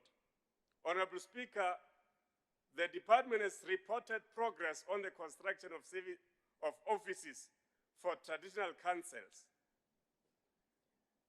It should also be noted that this self-same department has been able to provide office furniture for some traditional councils that are in need. The portfolio committee encouraged the department to ensure that, sorry, Honorable Speaker,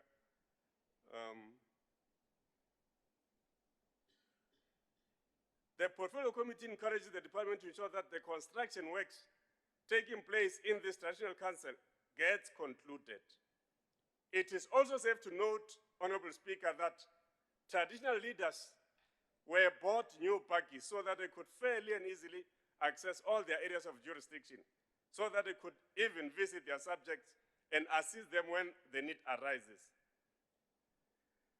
Chapter 12 of the Constitution, Section 212, acknowledges the role of traditional leadership as an institution at local level on matters affecting local communities.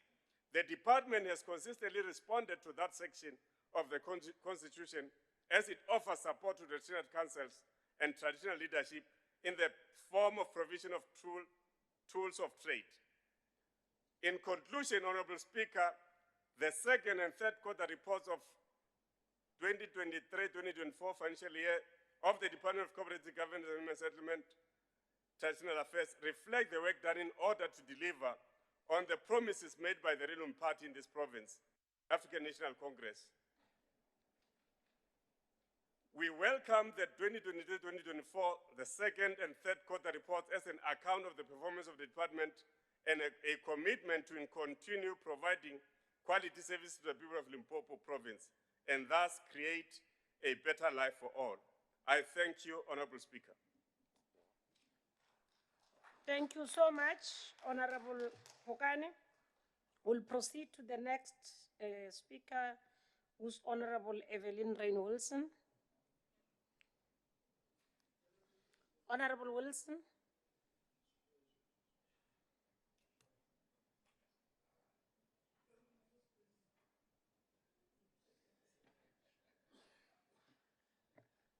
Thank you, Honourable Speaker. Speaker, the Democratic Alliance was a party to the oversight report on the Department of CoGHSTA for the 2023-24 fiscal year. We note the findings of the Portfolio Committee, specifically regarding the tracking of 16 resolutions, including that the department must ensure that there is consequent management for officials responsible for financial misconduct, financial mismanagement, irregular, fruitless, and wasteful expenditures, and those misappropriated funds that are being recovered. The department should always provide a breakdown of houses built as well as those that are rectified.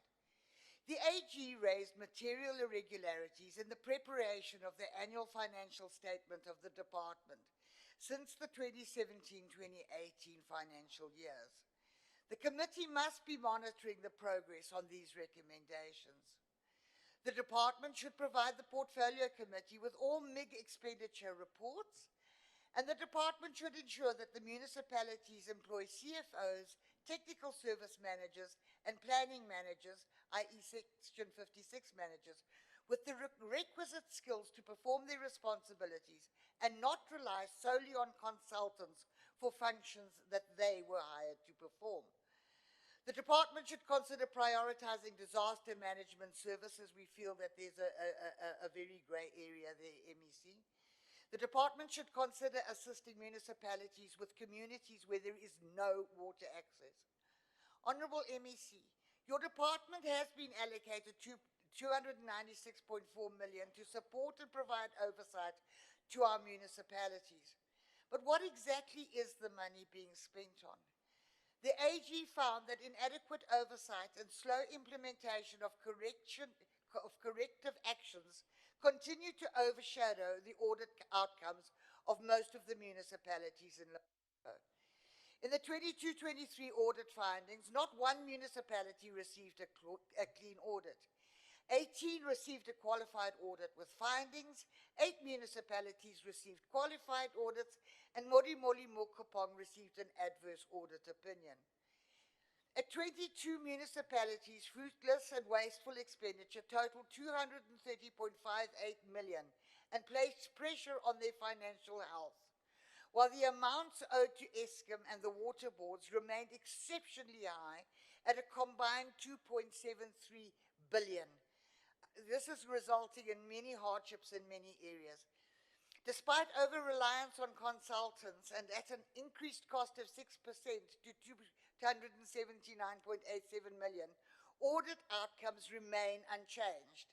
We don't have the people to correct the audit outcomes, but it appears the consultants are not able to do it either. That becomes problematic.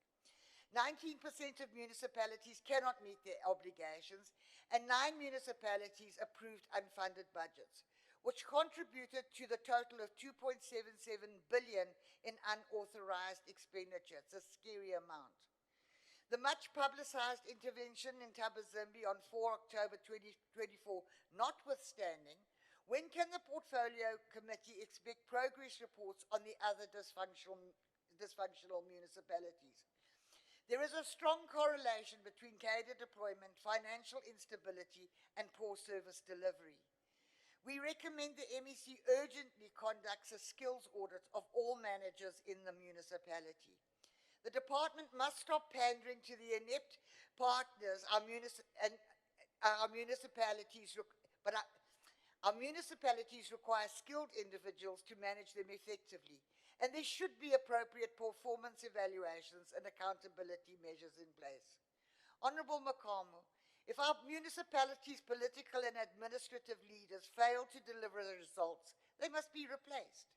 Section 139 interventions should not be utilised as a last resort. These interventions must be implemented immediately when municipalities are not capable of self-correcting challenges. According to Stats SA, Limpopo has the biggest number of households with no access to piped water at 20.5%. That's against the country's average of 8.7%. We know what the Human Rights Committee report said with regards to non-compliant with the Water Services Act or Section 27 of the Constitution. But recommendations to ensure that the constitutional right to sufficient water is adhered to by government, but we're not getting tangible evidence of any positive change at grassroots level. We are in for a drought, and the situation is going to become very dire in many communities. While the Premier recently welcomed 122 million in investment pledges, this House must realise that the municipal infrastructure is the bedrock on which investments thrive. Without sufficient access to water and electricity, well-maintained wastewater plants, and municipal waves, we can wave those investments goodbye to the detriment of the 2 million unemployed in Limpopo, those who are not economically active, and discourage job seekers in the province. We have the potential to make great changes, but we need to do consequence management and have accountability to achieve that. I thank you, MEC. Thank you so much. I can see that the honourable member gave you an opportunity to finish. We will now proceed. It's something that we'll have to look at. It will engage the honourable member so that we can sort the matters between Honourable Wilson and Honorable Mate will find a way of engaging on the matter. We'll now proceed. Honorable Mapolo is not here, and will request Honorable Chemspuru to close the debate.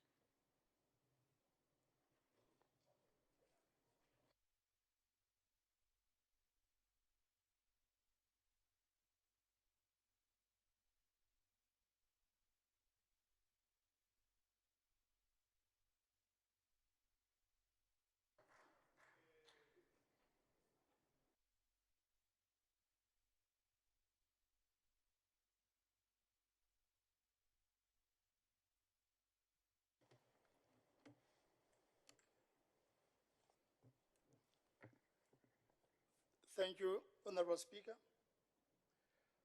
Once more, I take this opportunity to appreciate the time given for us as the Portfolio Committee on CoGHSTA to conclude the debate.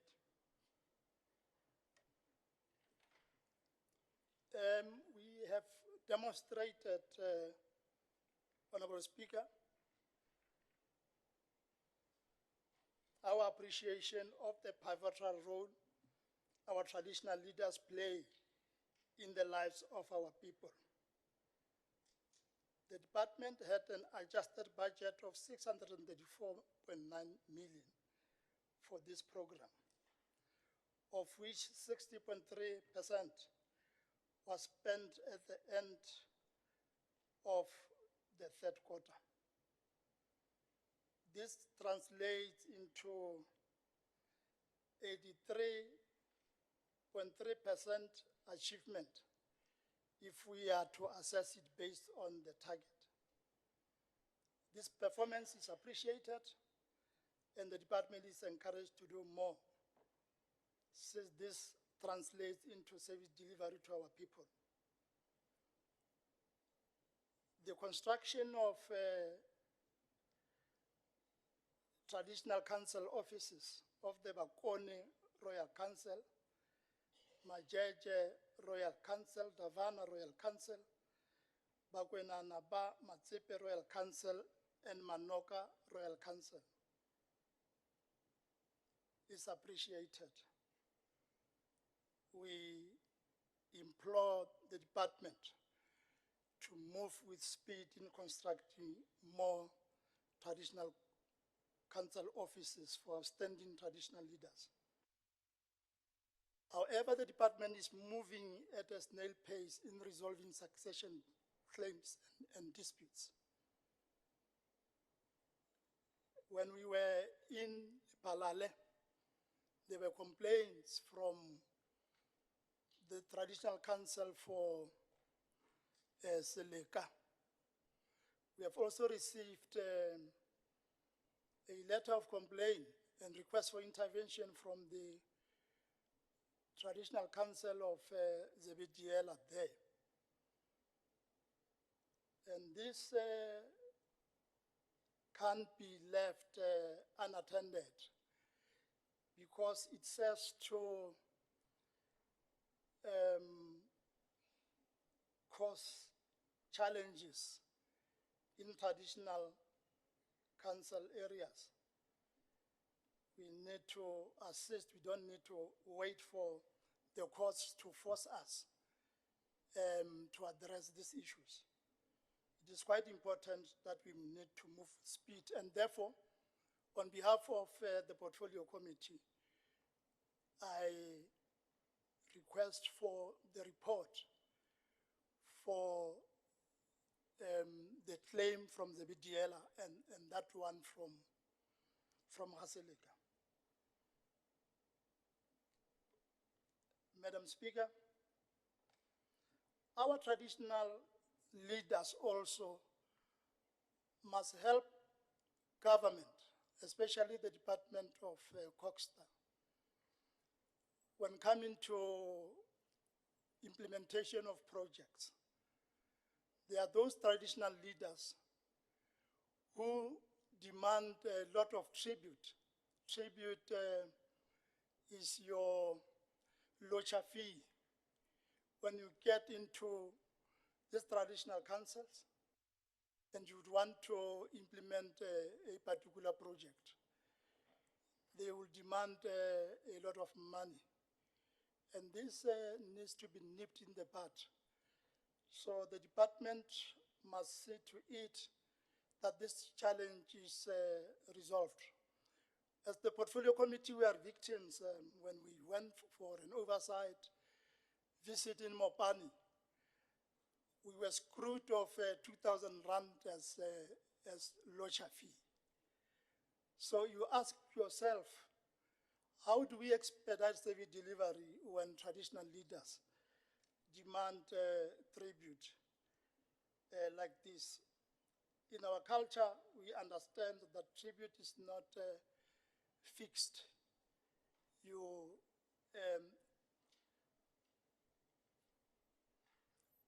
do rather fork out what you can afford. We appreciate once more that traditional leaders were supplied with vehicles or Ford Ranger double cab buggies so that they could fairly easily access all their areas of jurisdiction. We appreciate that, but we will still press the department to do more. We need to hold hands with our traditional leaders in educating our people about climate change and how to assist in making sure that it does not get worse. This we can do well as there are meetings of people in traditional councils at the Khoro level, at least once per month. Our traditional leaders should be implored to assist the department by not allocating stands in low-lying areas, because this serves as a trap to the department when coming to provision of services, housing in particular.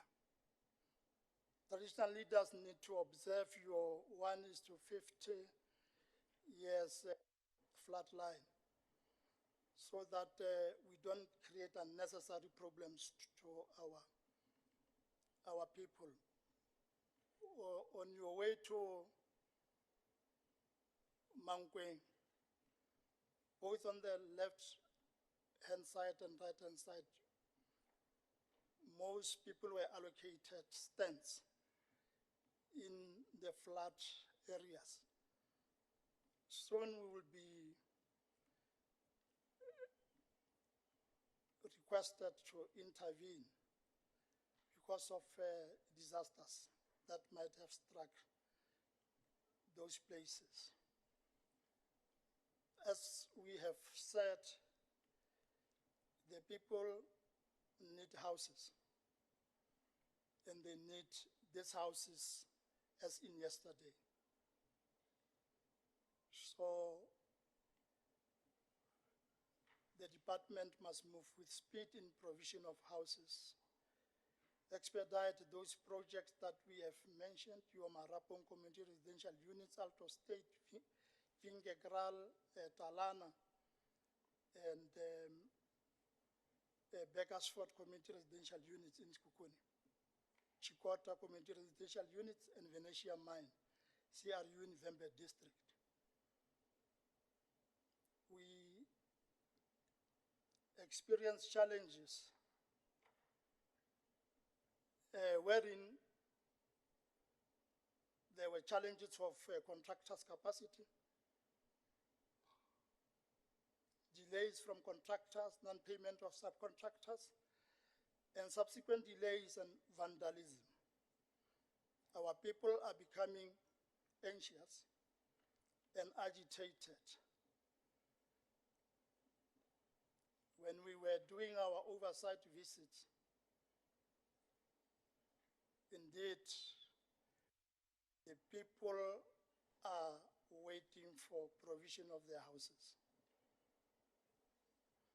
We know it is houses that they need, and the department must just fast-track the process of providing houses.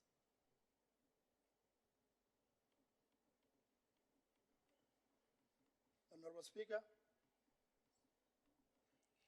we have recently we had a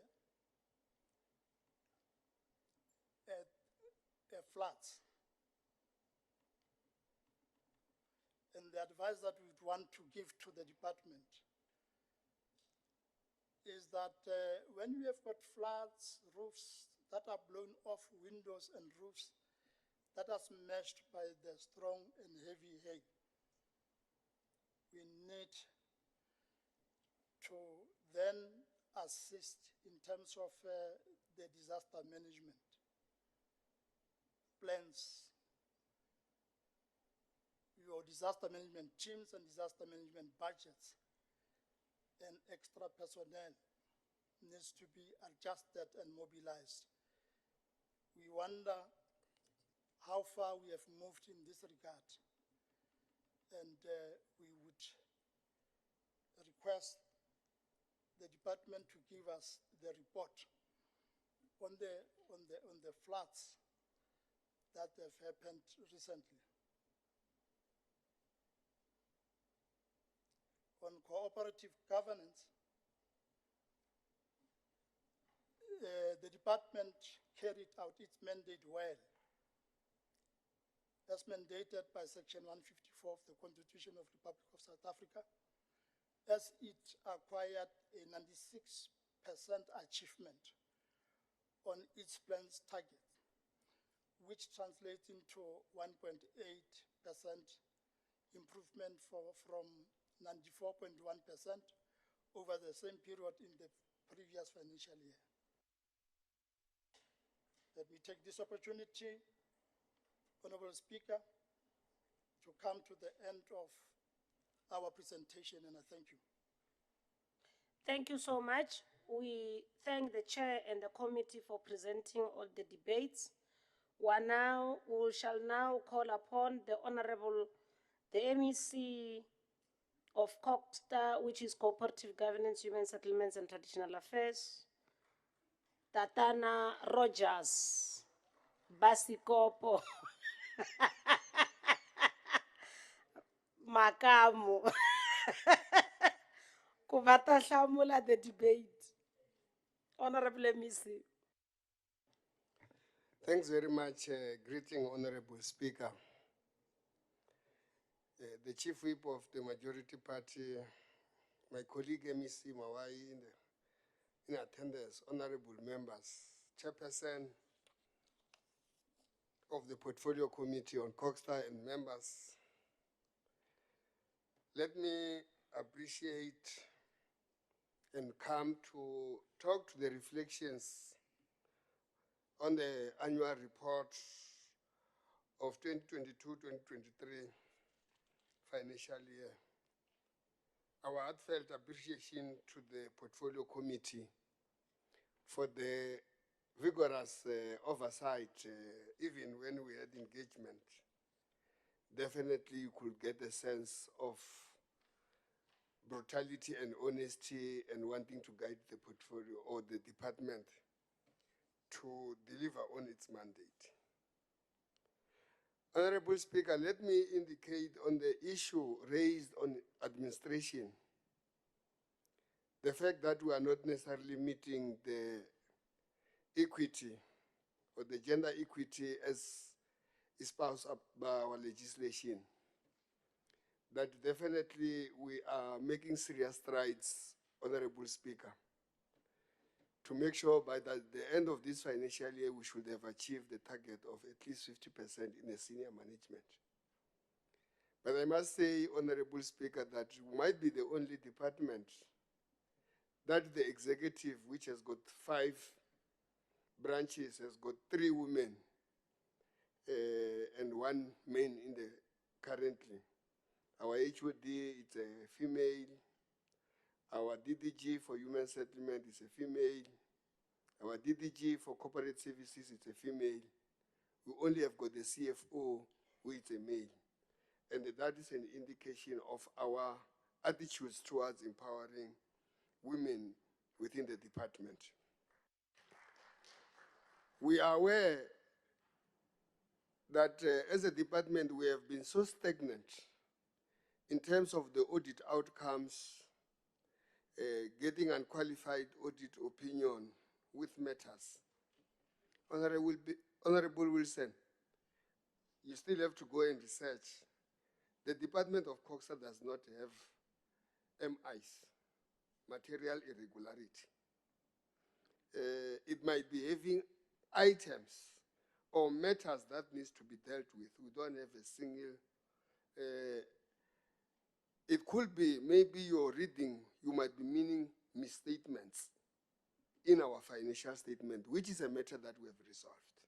We don't have MIs, but we do have municipalities that have got MIs, including Tabazimbi. Honorable members, I agree on the issue of the human settlement that our mandate is to provide houses. And Honorable Wilson acknowledged here in the platform that we targeted to build 4,973 houses, but we achieved 5,066 and overachieved to show our political will to deliver on houses. But I must agree, and the first one to acknowledge, that the CRUs, starting from Marapong, Chikota, Talan,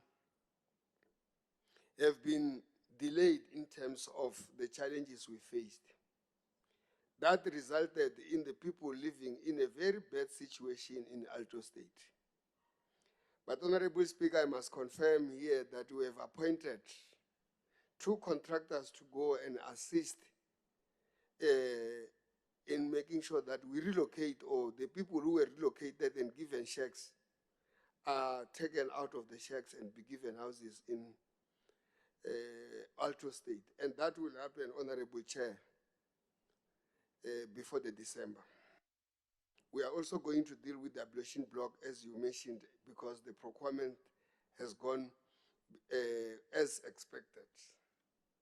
But of course, I must indicate, Honorable Speaker, that water is a challenge in the province, and we're working well with our municipalities and the DWS in resolving the issue of water, to an extent that not so long the Premier will be convening a water summit out of the work that we are doing, ourselves and municipalities, to want to get the status quo and the challenges of water we have in the province. It will be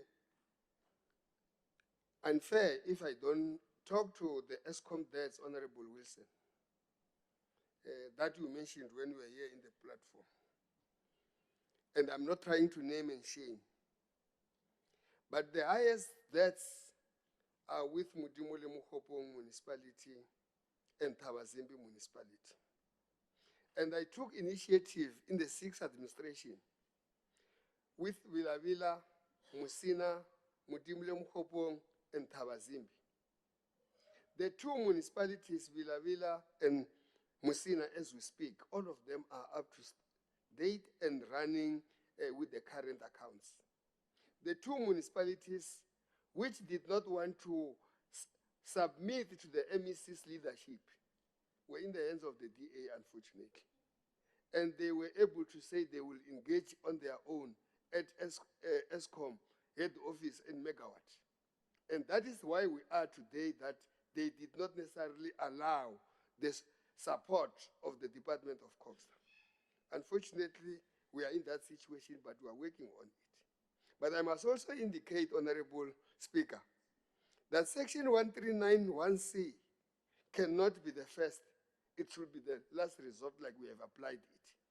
Section 154 of the Constitution provides for that us as CoGHSTA, we should be able to support. And that is what we try to do with our ZIM. That's why we went to the last resort of Section 1391C. And we have a record here that we even went to Mukalakwena local municipality and invoked Section 1391B, and the municipality is working now, it's moving, people are receiving services. They may not necessarily be up to scratch, but you can see that the work that was done by the department to support the municipality is yielding results. On traditional affairs, I acknowledge that as I'm standing here, the kingdom of Bapedi, Bavenda, and the Queenship of Aluverio are not having leadership because of the challenges. And I take hope from the portfolio committee that we should be able to be upfront and not wait for court to entertain the matters. As us, as a department, we should be able to deal with that. Honorable Chair, I take the responsibility of Silica. I have already started since the portfolio committee has raised with us. The matter which was between the family has been taken out of the court. We are busy now processing to recognize the heir to the throne in Silica. But I must say that the Zibidiela matter, as you raised, it's a matter that the family is divided into 3 groups. We have already referred the matter into the investigative committee in terms of Section 59 of the TKLA. And I have met the House on Monday to make sure that they submit the names of the people who should be able in terms of to support in terms of the law. So we will keep on making sure that we deal with that. On the issue of disaster, the capacity of the department is questionable. We are not necessarily up to scratch, but I can confirm that on the 27th of October, the province in the 4 districts, that is Kukune, Mopani, Vembe, and Capricorn, were bedeviled by a serious disaster. And we have successfully compiled a report, which has now been declared and classified by the national minister as a disaster areas to enable the province to access the disaster management fund. So we are working on that. But I must tell you that yesterday, I was visiting Collins Chavani. I visited the areas of Gilongo, Planji, Lombard, and New Orleans, where people were badly affected by disaster on Saturday. As I was coming back today, this morning, I received the challenge that Magona and Gove around Collins Chavani is also bedeviled with another disaster. So we are accepting that we should be able to educate our people and work with our traditional leaders. Even when we demarcate sites, we demarcate the sites where it is approved. And I think we should be working on that. Honorable Speaker, I think I should end here and say to the Portfolio Committee, your counseling will be the marching orders in the department, and will make sure that we improve and deliver services for the people of the province. I thank you, Honorable Speaker. Ikensile akensa ikenseshnene will now proceed to item 8. Item 8 is the SNAP debate on the 16 days of activism against gender-based violence. We will just go directly to the speakers list. According to the speakers list, the Honorable Shai Mposani Boy is the one that is opening the debate.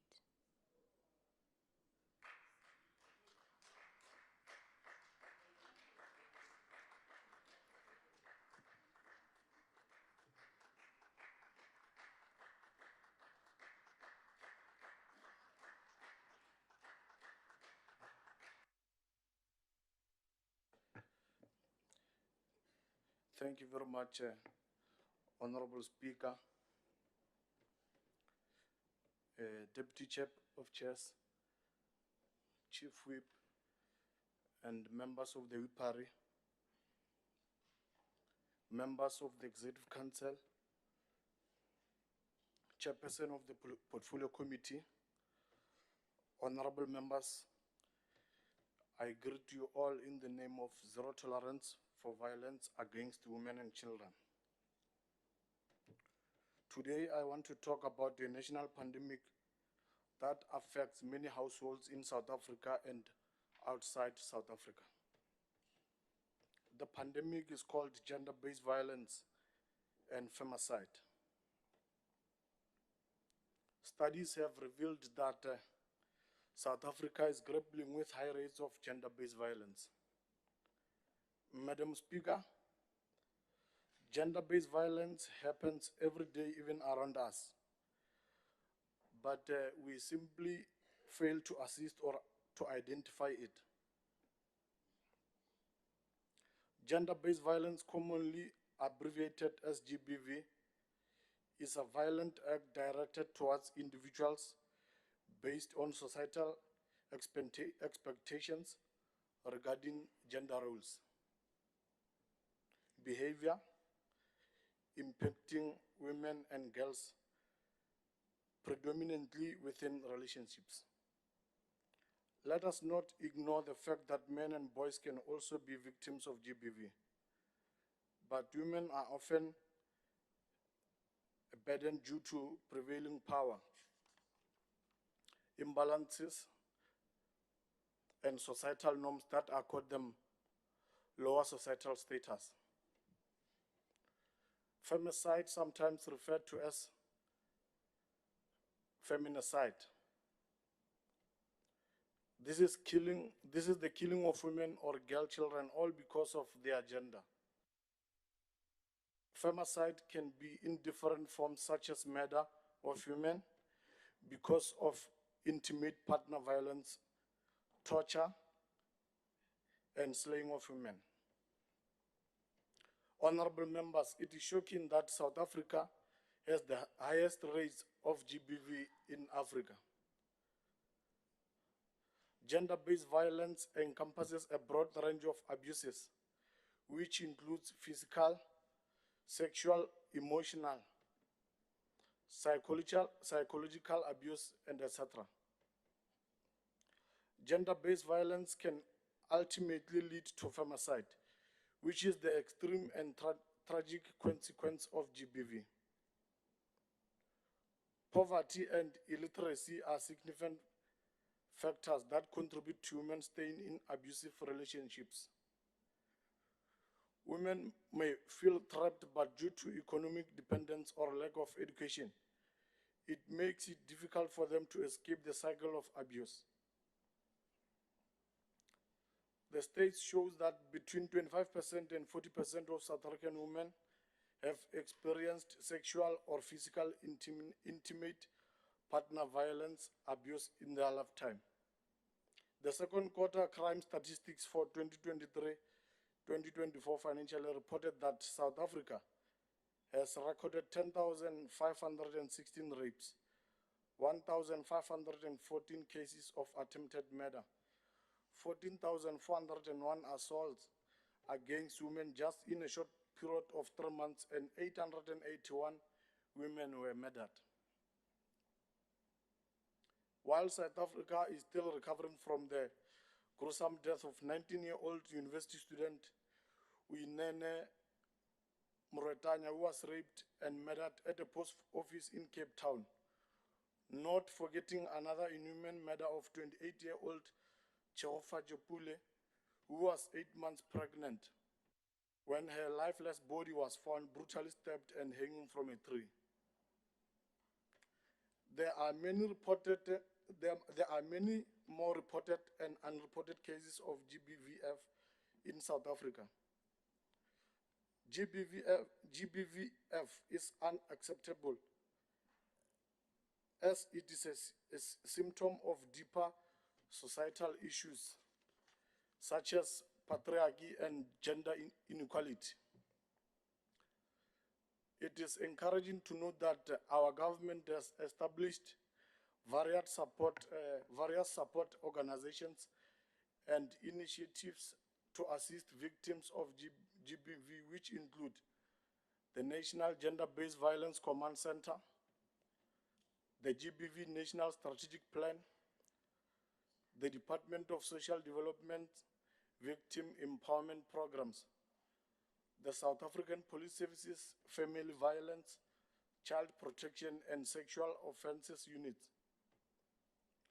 The government offers skills development programs and funding opportunities to empower women and help them gain independence from their abusers.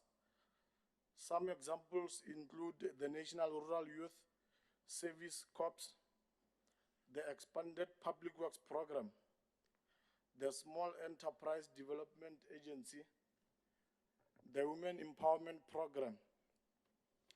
These programs and initiatives aim to address the root causes of GBVF and provide support to those affected.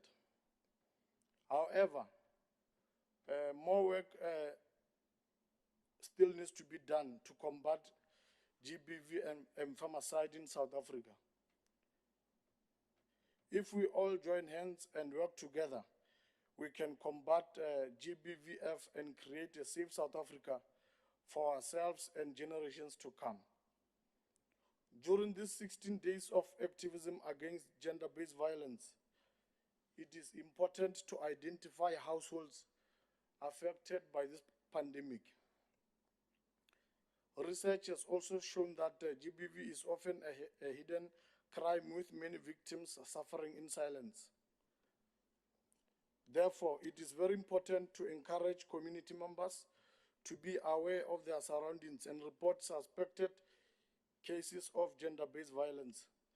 Social services, schools, and clinics must work together to support affected families.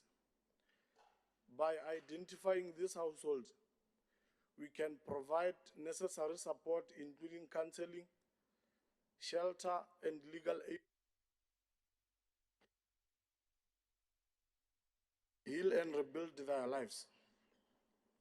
We also plead with the police to exercise sensitivity when handling cases of gender-based violence. It is heartbreaking to know that there's instances where victims have been met with insensitivity and blame from law enforcement officers who are supposed to be implementing policies that favor victims. It is also important to address the intersection of gender-based violence and child abuse. Studies have shown that households experiencing gender-based violence are more likely to also experience child abuse. This is because gender-based violence often creates an environment of fear and trauma. This trauma can have a long-lasting effect on children. It is also crucial to stand together in solidarity against gender-based violence.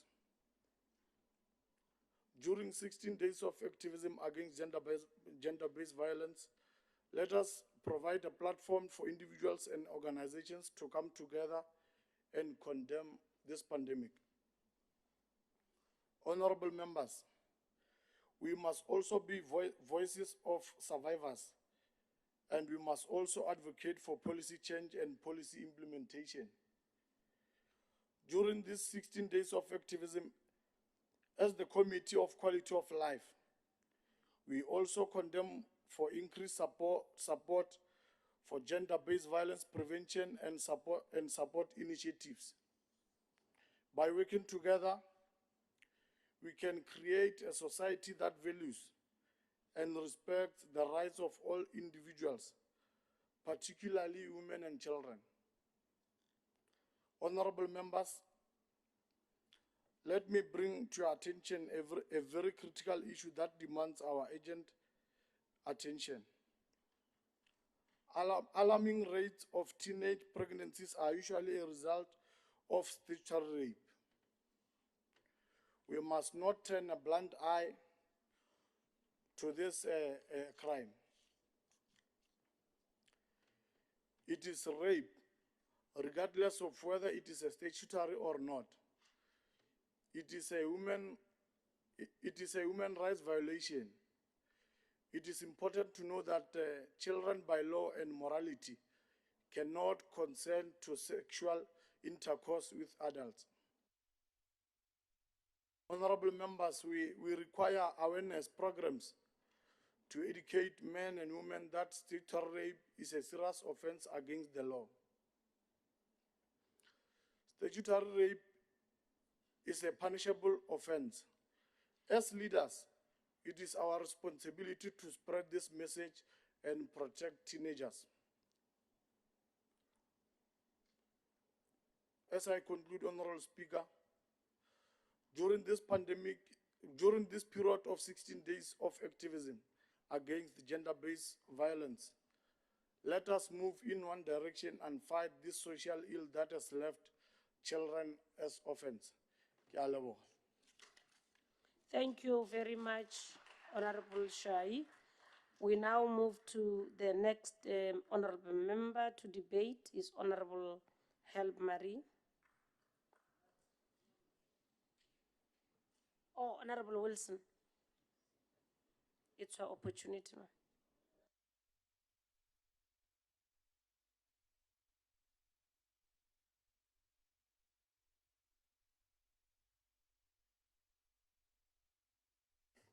Thank you, Speaker.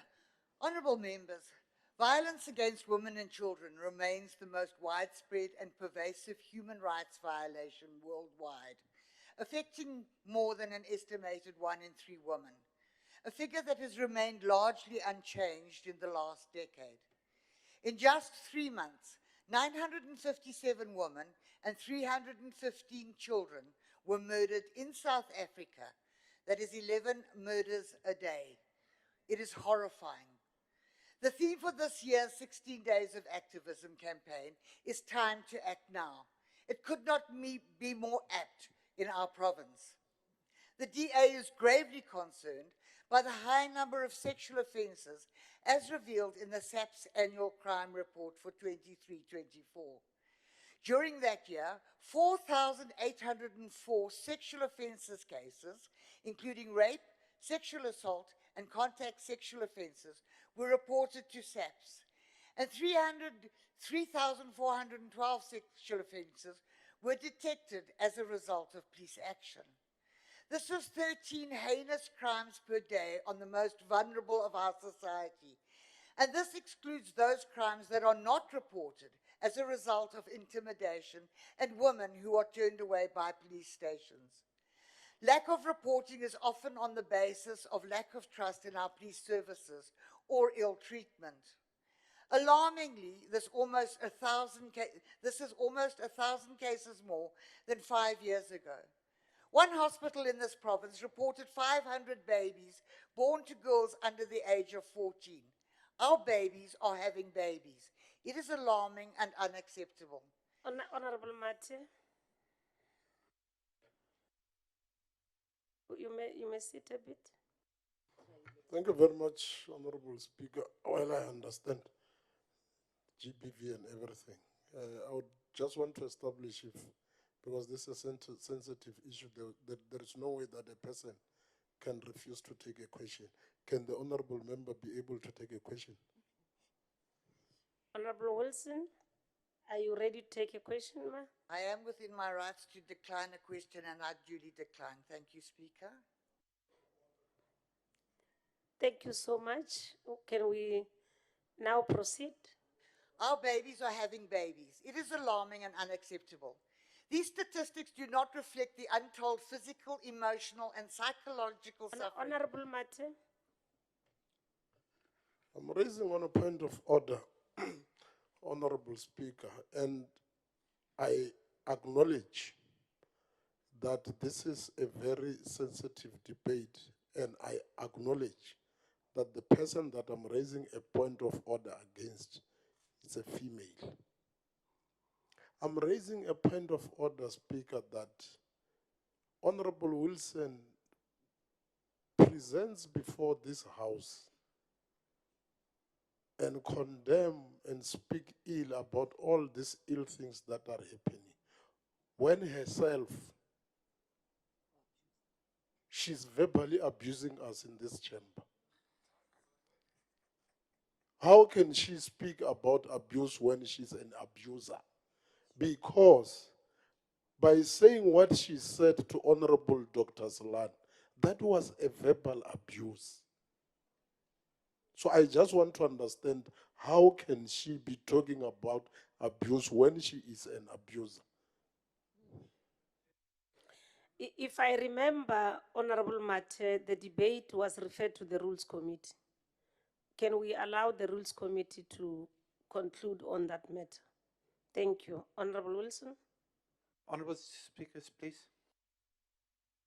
I will not allow any other person. Can we allow Honorable Wilson to complete a debate?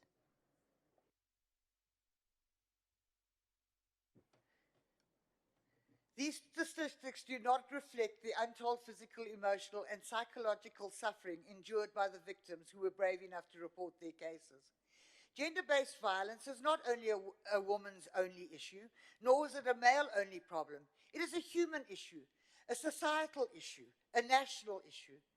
Most incidents of GBV occur at the home of the victim, perpetrator, family or friends, or even in public spaces. But society is turning a blind eye to GBV, which is tantamount to tacit condemnation. It is also clear that the former Premier's Gender-Based Violence Technical Committee was mere window dressing, as GBV increases unabated every quarter. Unless we act now, the heinous cycle of violence against our women and children will continue. We must implement a tangible, multidisciplinary approach to gender-based violence and femicide, so that departments work in a unified way towards fighting GBV to deal with these social ills. We need effective coordination now. Honourable members, we all need to act now. All victims of GBV who report their cases are clarion calls for action, and they demand a response. It is incumbent upon this House to take responsibility for the scourge of rape, violence, and death that our women and children are subjected to daily. Until we prioritise GBV and allocate resources equal to the scourge we face, our women and children will not be able to enjoy the freedoms accosted to them in the Constitution. This includes investing in evidence-based identification measures that enhance the likelihood of GBV perpetrators to be apprehended, enhancing GBV prevention systems, and strengthening community support strategies. Ensuring GBV survivors have access to response services by providing GBV victims with critical material assistance, such as healthcare, legal services, shelter, and dignity kits. Increasing public awareness campaigns on GBV, and developing perpetrator interventions to focus on perpetrators of family and sexual violence in a way that both responds to and prevents violence. Let this House be instrumental to collaborate, connect, and contract to ensure GBV is eradicated in our province. I am a survivor myself of gender-based violence. This is an issue very, very close to my heart, and it is something I take very seriously. And I will work with anybody and support any program that supports the sexual abuse of children and rape. I thank you.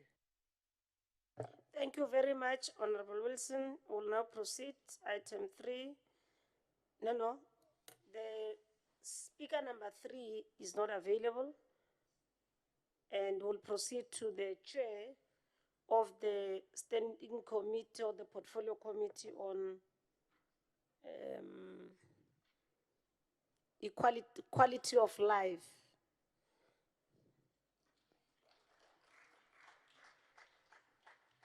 Honorable Mahlodi Caroline Mantata Mahasela.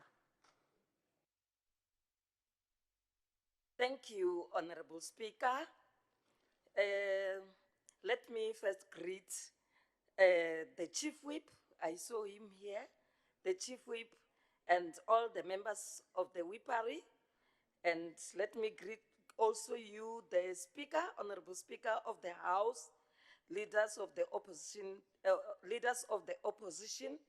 members of the Executive Committee, honorable members who are in the House. Honorable members of this august House, let me greet you again. As we gather here today, we are on the 4th day of 16 days of activism for no violence against women and children. This period should serve as a reminder of our collective responsibility as South Africans to protect the most vulnerable members of society. Madam Speaker, our efforts to combat gender-based violence and violence against children must be a day endeavor. These 16 days are for us to intensify our awareness. The 16 days of activism against gender-based violence is an international campaign that aims to raise awareness about violence against women and girls. It also raises awareness to prevent violence. The 16 days of activism against gender-based violence, Honorable Speaker, a campaign was launched in 1991 by the Center of Women's Global Leadership in the United States of America. South Africa started forming part and joining the 16 days of activism against gender-based violence campaign in 1998. The 16 days in between these two dates are dedicated to raising awareness and mobilizing action to prevent and respond to violence against women and girls. The importance of the 16 days of activism against gender-based violence is to raise awareness about the impact of gender-based violence on victims, families, and communities.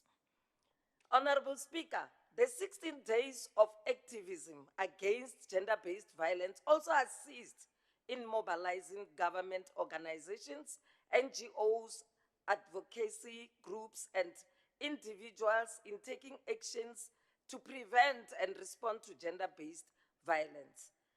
This initiative also provides support survivors and families of gender-based violence victims.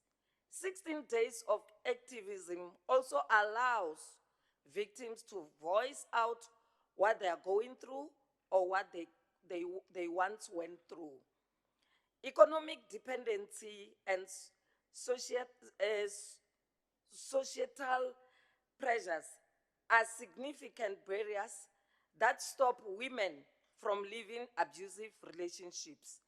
Financial dependence, as women rely on the abusive partners for financial support, makes it difficult for women to leave the relationship. Limited employment opportunities make women more dependent on their abusers.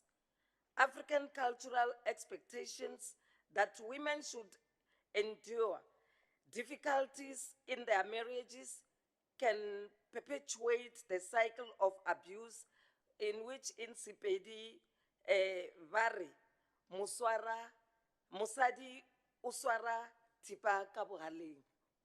It is true that we usually say that, Urumtua Musadi, ko hotella, and then Atore Tipa Kabuhaleng.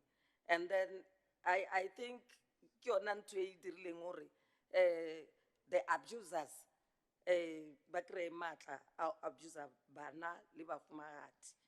Families and societies prioritize maintaining the relationship over supporting the victim of abuse. These societal norms protect the perpetrator instead of holding them accountable for their actions. The 16 days of activism against gender-based violence is very crucial in assisting breaking the cycle of abuse. Honorable Speaker, boy children who grew up witnessing male figures in their lives abuse their mothers tend to normalize this behavior. Why are they doing so? Because they grew up believing that it is acceptable for men to abuse women. Also, girl children who witness their mothers, who are their role models, stay in abusive relationships, makes them assume that being abused is acceptable and that is a tolerable norm. Honorable members and Honorable Speaker, it is so disheartening that pictures of missing children are all over social media. The most painful case is of Amatle Tabati, who went missing in 2019, and 5 years later, there's still no trace of her. Amatle is one of many children that go missing every day.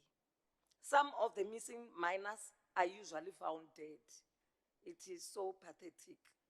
Madam Speaker, I cannot even begin to imagine the pain the families of these missing children go through. The disappearing of children is a societal problem that requires citizens to hold hands and find ways to protect children. Providing counseling and intervention programs for children who have witnessed abuse can assist them understand that abuse is wrong and should not be tolerated. Educating communities about the effects of gender-based violence can help shift ancient societal norms.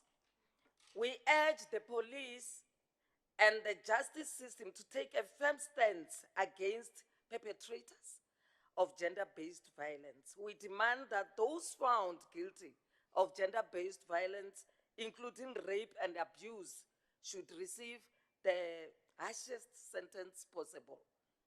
It is important that our justice system send a strong message against GBV perpetrators and make an exemplary of out of them so that it is clear that GBV will not be tolerated in our society. By imposing severe penalties on perpetrators, we can stop potential offenders from committing GBV. The fight against gender-based violence is a fight that requires all members of society. Cultural and traditional notions about masculinity often perpetuate GBV by promoting attitudes and behaviors that emphasize control and power. However, it is still possible to redefine masculinity in a way that promotes healthy relationships, mutual respect, Honorable Speaker, and non-violent conflict resolution. It is crucial that men themselves, who are the ones always perceived as perpetrators of GBV, stand up and raise awareness against GBV and say enough is enough, no to GBV. Madam Speaker, during these 16 days of activism against gender-based violence, we urged family members to be vigilant and supportive. If a child reports abuse or exhibits changes in behavior, we advise parents and guardians to immediately seek medical attention if they suspect any form of abuse. We plead and advise parents and guardians to believe children when they report that they are being touched in disturbing manners. Believing and supporting survivors of gender-based violence is crucial in helping them heal. This can also be crucial for them in rebuilding their lives, educating children about what is appropriate and inappropriate so that they are able to speak out if there are any attempts of sexual abuse. We can prevent further abuse and trauma by holding perpetrators accountable and not making victims feel bad for speaking out. As we observe the 16 days of activism against gender-based violence, it is also very important that we address an overlooked aspect of the fact that boy children can also be victims of sexual abuse. Societal norms and stereotypes often lead to assumptions that only girl children are vulnerable to rape. However, this is not true. Boy children can also be victims of sexual abuse. Madam Speaker, it is very important that we address and acknowledge this reality so that we can protect our kids. This year, Honorable Speaker, we are remaining masculinity and engaging men as allies in the fight against GBVF. There is no excuse for gender-based violence, and it should not be tolerated. Now, honorable members and honorable Speaker, let us act now and break the silence and together we can do more. We also appreciate that our Honorable Premier, have started with this awareness of gender-based violence, or let me say, she started with this awareness of this khoga or this monster called gender GBV. So we applaud her for that. Honorable Speaker, as I conclude, we would like to commend the Department of Social Development for all the initiatives and programs they are running to stop GBVF while empowering victims and survivors. I thank you, Honorable Speaker. As members and honorable members of the legislature, we all say no to gender-based violence. We must continue to support the victims and make sure that we call upon all perpetrators to rot in jail. On that note, Chair, we appreciate the work of the committee. From the speakership, we'll be issuing a poster on individual member of the legislature with your poster that will be able to give you so that we are able to use it on social media, so that we are able to say, all of us, we say no during this period. We campaign against gender-based violence as individual honorable members. On that note, the debate is closed. We will move on to item 9, which is the NCO business. 9.1, motion on the ratification of the appointment of special delegates to attend NCOP plenaries. Honorable Chief Whip.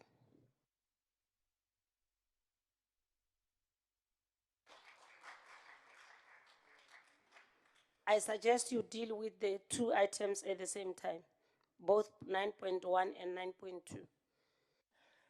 As it pleases you, Honorable Speaker.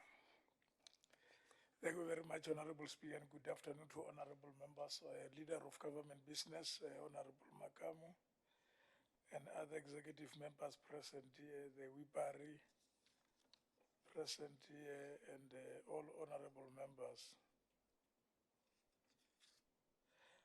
Honorable Speaker, House Rule 226, Rule 3 of the Standing Rules and Orders of the House, read together with Section 61, Subsection 4 of the Constitution of the Republic of South Africa, provide for the designation and appointment of special delegates when the House is not sitting. In line with these provisions, the following honorable members were appointed to attend below listed NCOP plenaries when the House was not sitting. Honorable Speaker, I will seek your indulgence. The list is quite long. I will only read the dates. 3 September 2024, 4 September 2024, 5 September 2024, 10 September 2024, 12 September 2024, 3 October 2024, 8 October 2024, 10 October 2024, 15 October 2024, 29 October 2024, 31 October 2024, 5 November 2024, 6 November 2024, 7 November 2024, 12 November 2024, 14 November 2024, 19 November 2024, 20 November 2024, 21 November 2024, 22 November 2024, 26 November 2024, 27 November 2024. I therefore move that this August House resolve to ratify the appointments of the above-mentioned special delegates in line with the above-mentioned provisions, Honorable Speaker. Like you said, Honorable Speaker, I must Maybe move. can we call the seconder before you go to the next one? Can I get a seconder, honorable members?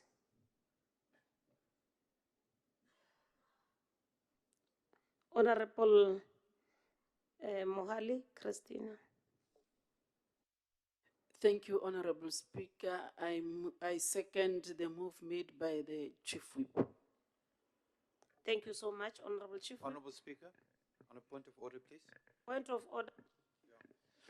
Thank you, Chairperson. I rise on Rule 226.5. that says the names of these special delegates and the period of the purposes of destination must be published in the minutes of the proceedings. And just for a ruling, maybe now or at the next sitting. Rule, are you reading? The same 226 that deals with designation of special delegates. Bracket 5, or yes?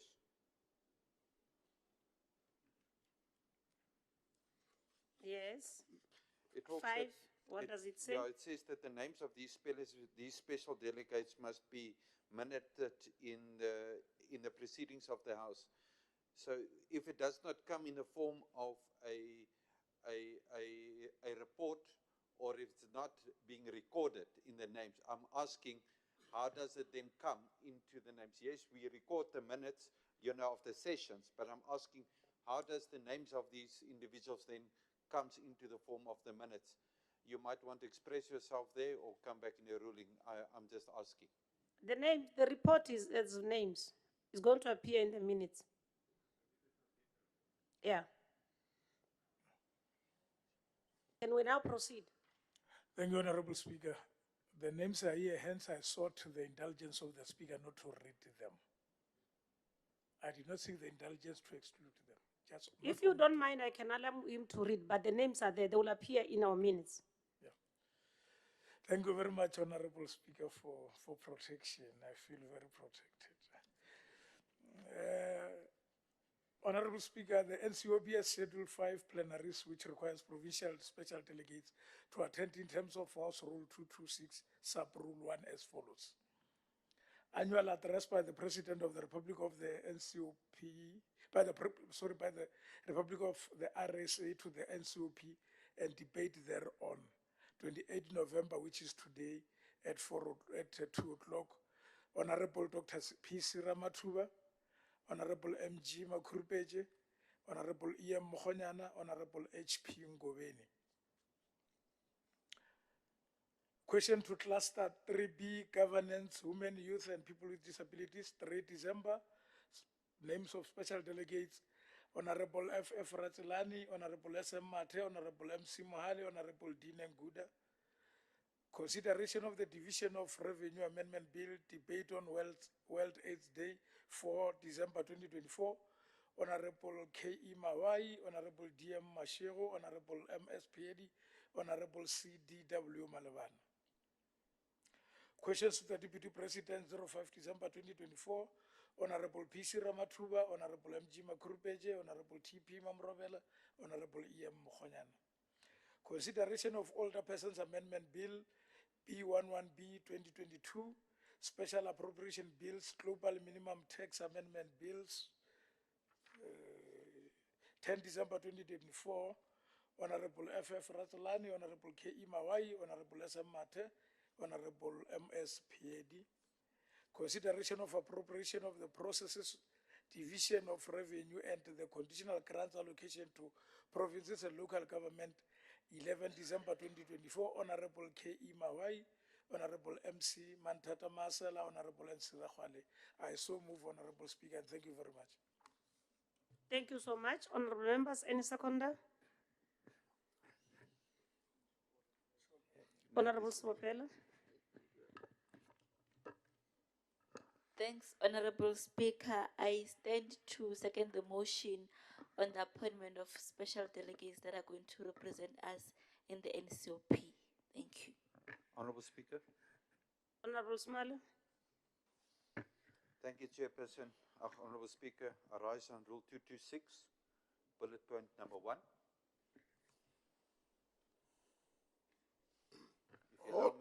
If you allow me, I will read that. Order. Order. Chairperson, allow me to read the order on the point of order, please. Because I do think that we've made a mistake.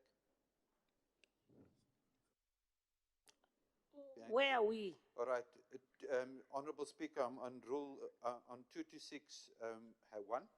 It says the House must, by way of resolution and with the concurrence of the Premier and the leaders of parties entitled to special delegates, designate 3 special delegates. Let me stop there. In line with section 61.4. When I heard the chief whip read the names, I continuously heard 4 names per sitting. And there were 3, and the rule makes provision for 3. I just would like Honorable to... Small, before you conclude about names, Yes. can you read not only 1, read 2 and 3? 2 and 3. Yeah, because the rules are complementing each other. The designation of special delegates may be moved by the way of notice. That means the names may be moved, but the number 3 remains there.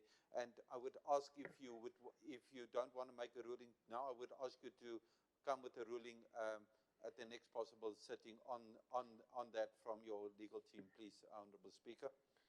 I will not make a ruling. We will all understand that the chief whip is the chief whip of the House of the Legislature. So if there is a matter that other parties feel uncomfortable, either chief whips forum can have that discussion. Not now. Can we now proceed and agree that this delegate process has been concluded? Thank you so much. We're now on item 10 on the announcements. Honorable Marx has an announcement. Can we hear from Honorable Marx? Thank you, Speaker. Just want to remind all the members it's my birthday tomorrow, and they must please not forget to declare all the gifts they're going to bring me. Thank you. I like that. And indeed, you know, they will all wake you up at 5 o'clock to remind you of your birthday. That I'm definitely sure they're going to do. And we can just wish you a happy birthday in advance. And we'll not forget the gifts. I will now hand over to the Deputy Chair of Chess, Honorable Ngobeni, to give us the further announcements.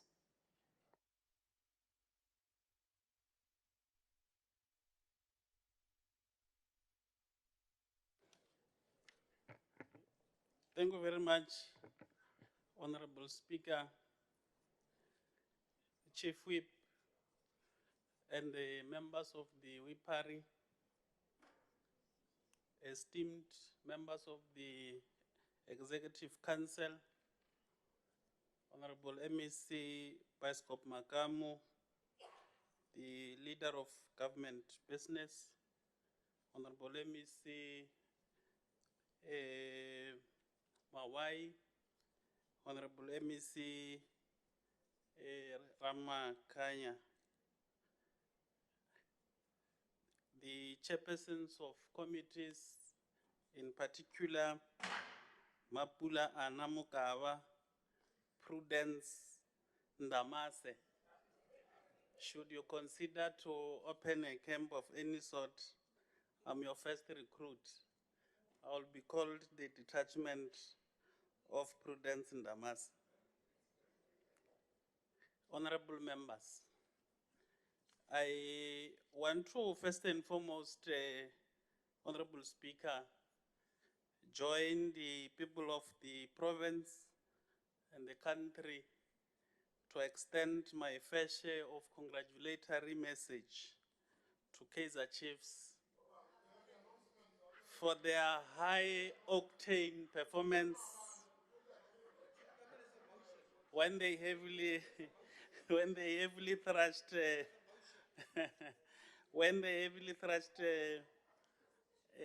Richards Bay. That was in passing. I take the liberty, Honorable Speaker, to make the following announcements. First, the memorial service of the late Ms. Chimangazo Wendi Koza will be held here at Liwokomo Legislative Chamber today at 14 hours. Honorable members and staff of the legislature are encouraged to attend the memorial service of the late or of the most outstanding protocol official who dedicated her life to the service of the Limpopo legislature. The family has informed us that her funeral service will be held on Saturday, 30th November 2024 at Mount Horeb Presbyterian Church, Polokwane, 6 o'clock. May his soul continue to rest in perfect peace. Honorable members are informed that their access tax, I know Honorable Somali has always been very passionate about this. The access tags are available for collection, and this exercise will be done during lunch time. When members will be having lunch, they will be given the tags. 3, we also remind honorable members that tomorrow, Friday, the 29th of November 2024, there will be a sitting in Lewagomo Legislative Chamber. Lastly, lunch will be served at the committee's boardroom. Thank you very much. Chief, you know, honorable members, honorable members, okay, firstly, I want to appreciate MEC Lurul Ramakanya. We know you had the engagements, but the fact that you were able to come and join us, it's really encouraging. We'll appeal all the MECs, if they do that, we can see that you still had commitments, but you still came to the legislature, and for that we appreciate.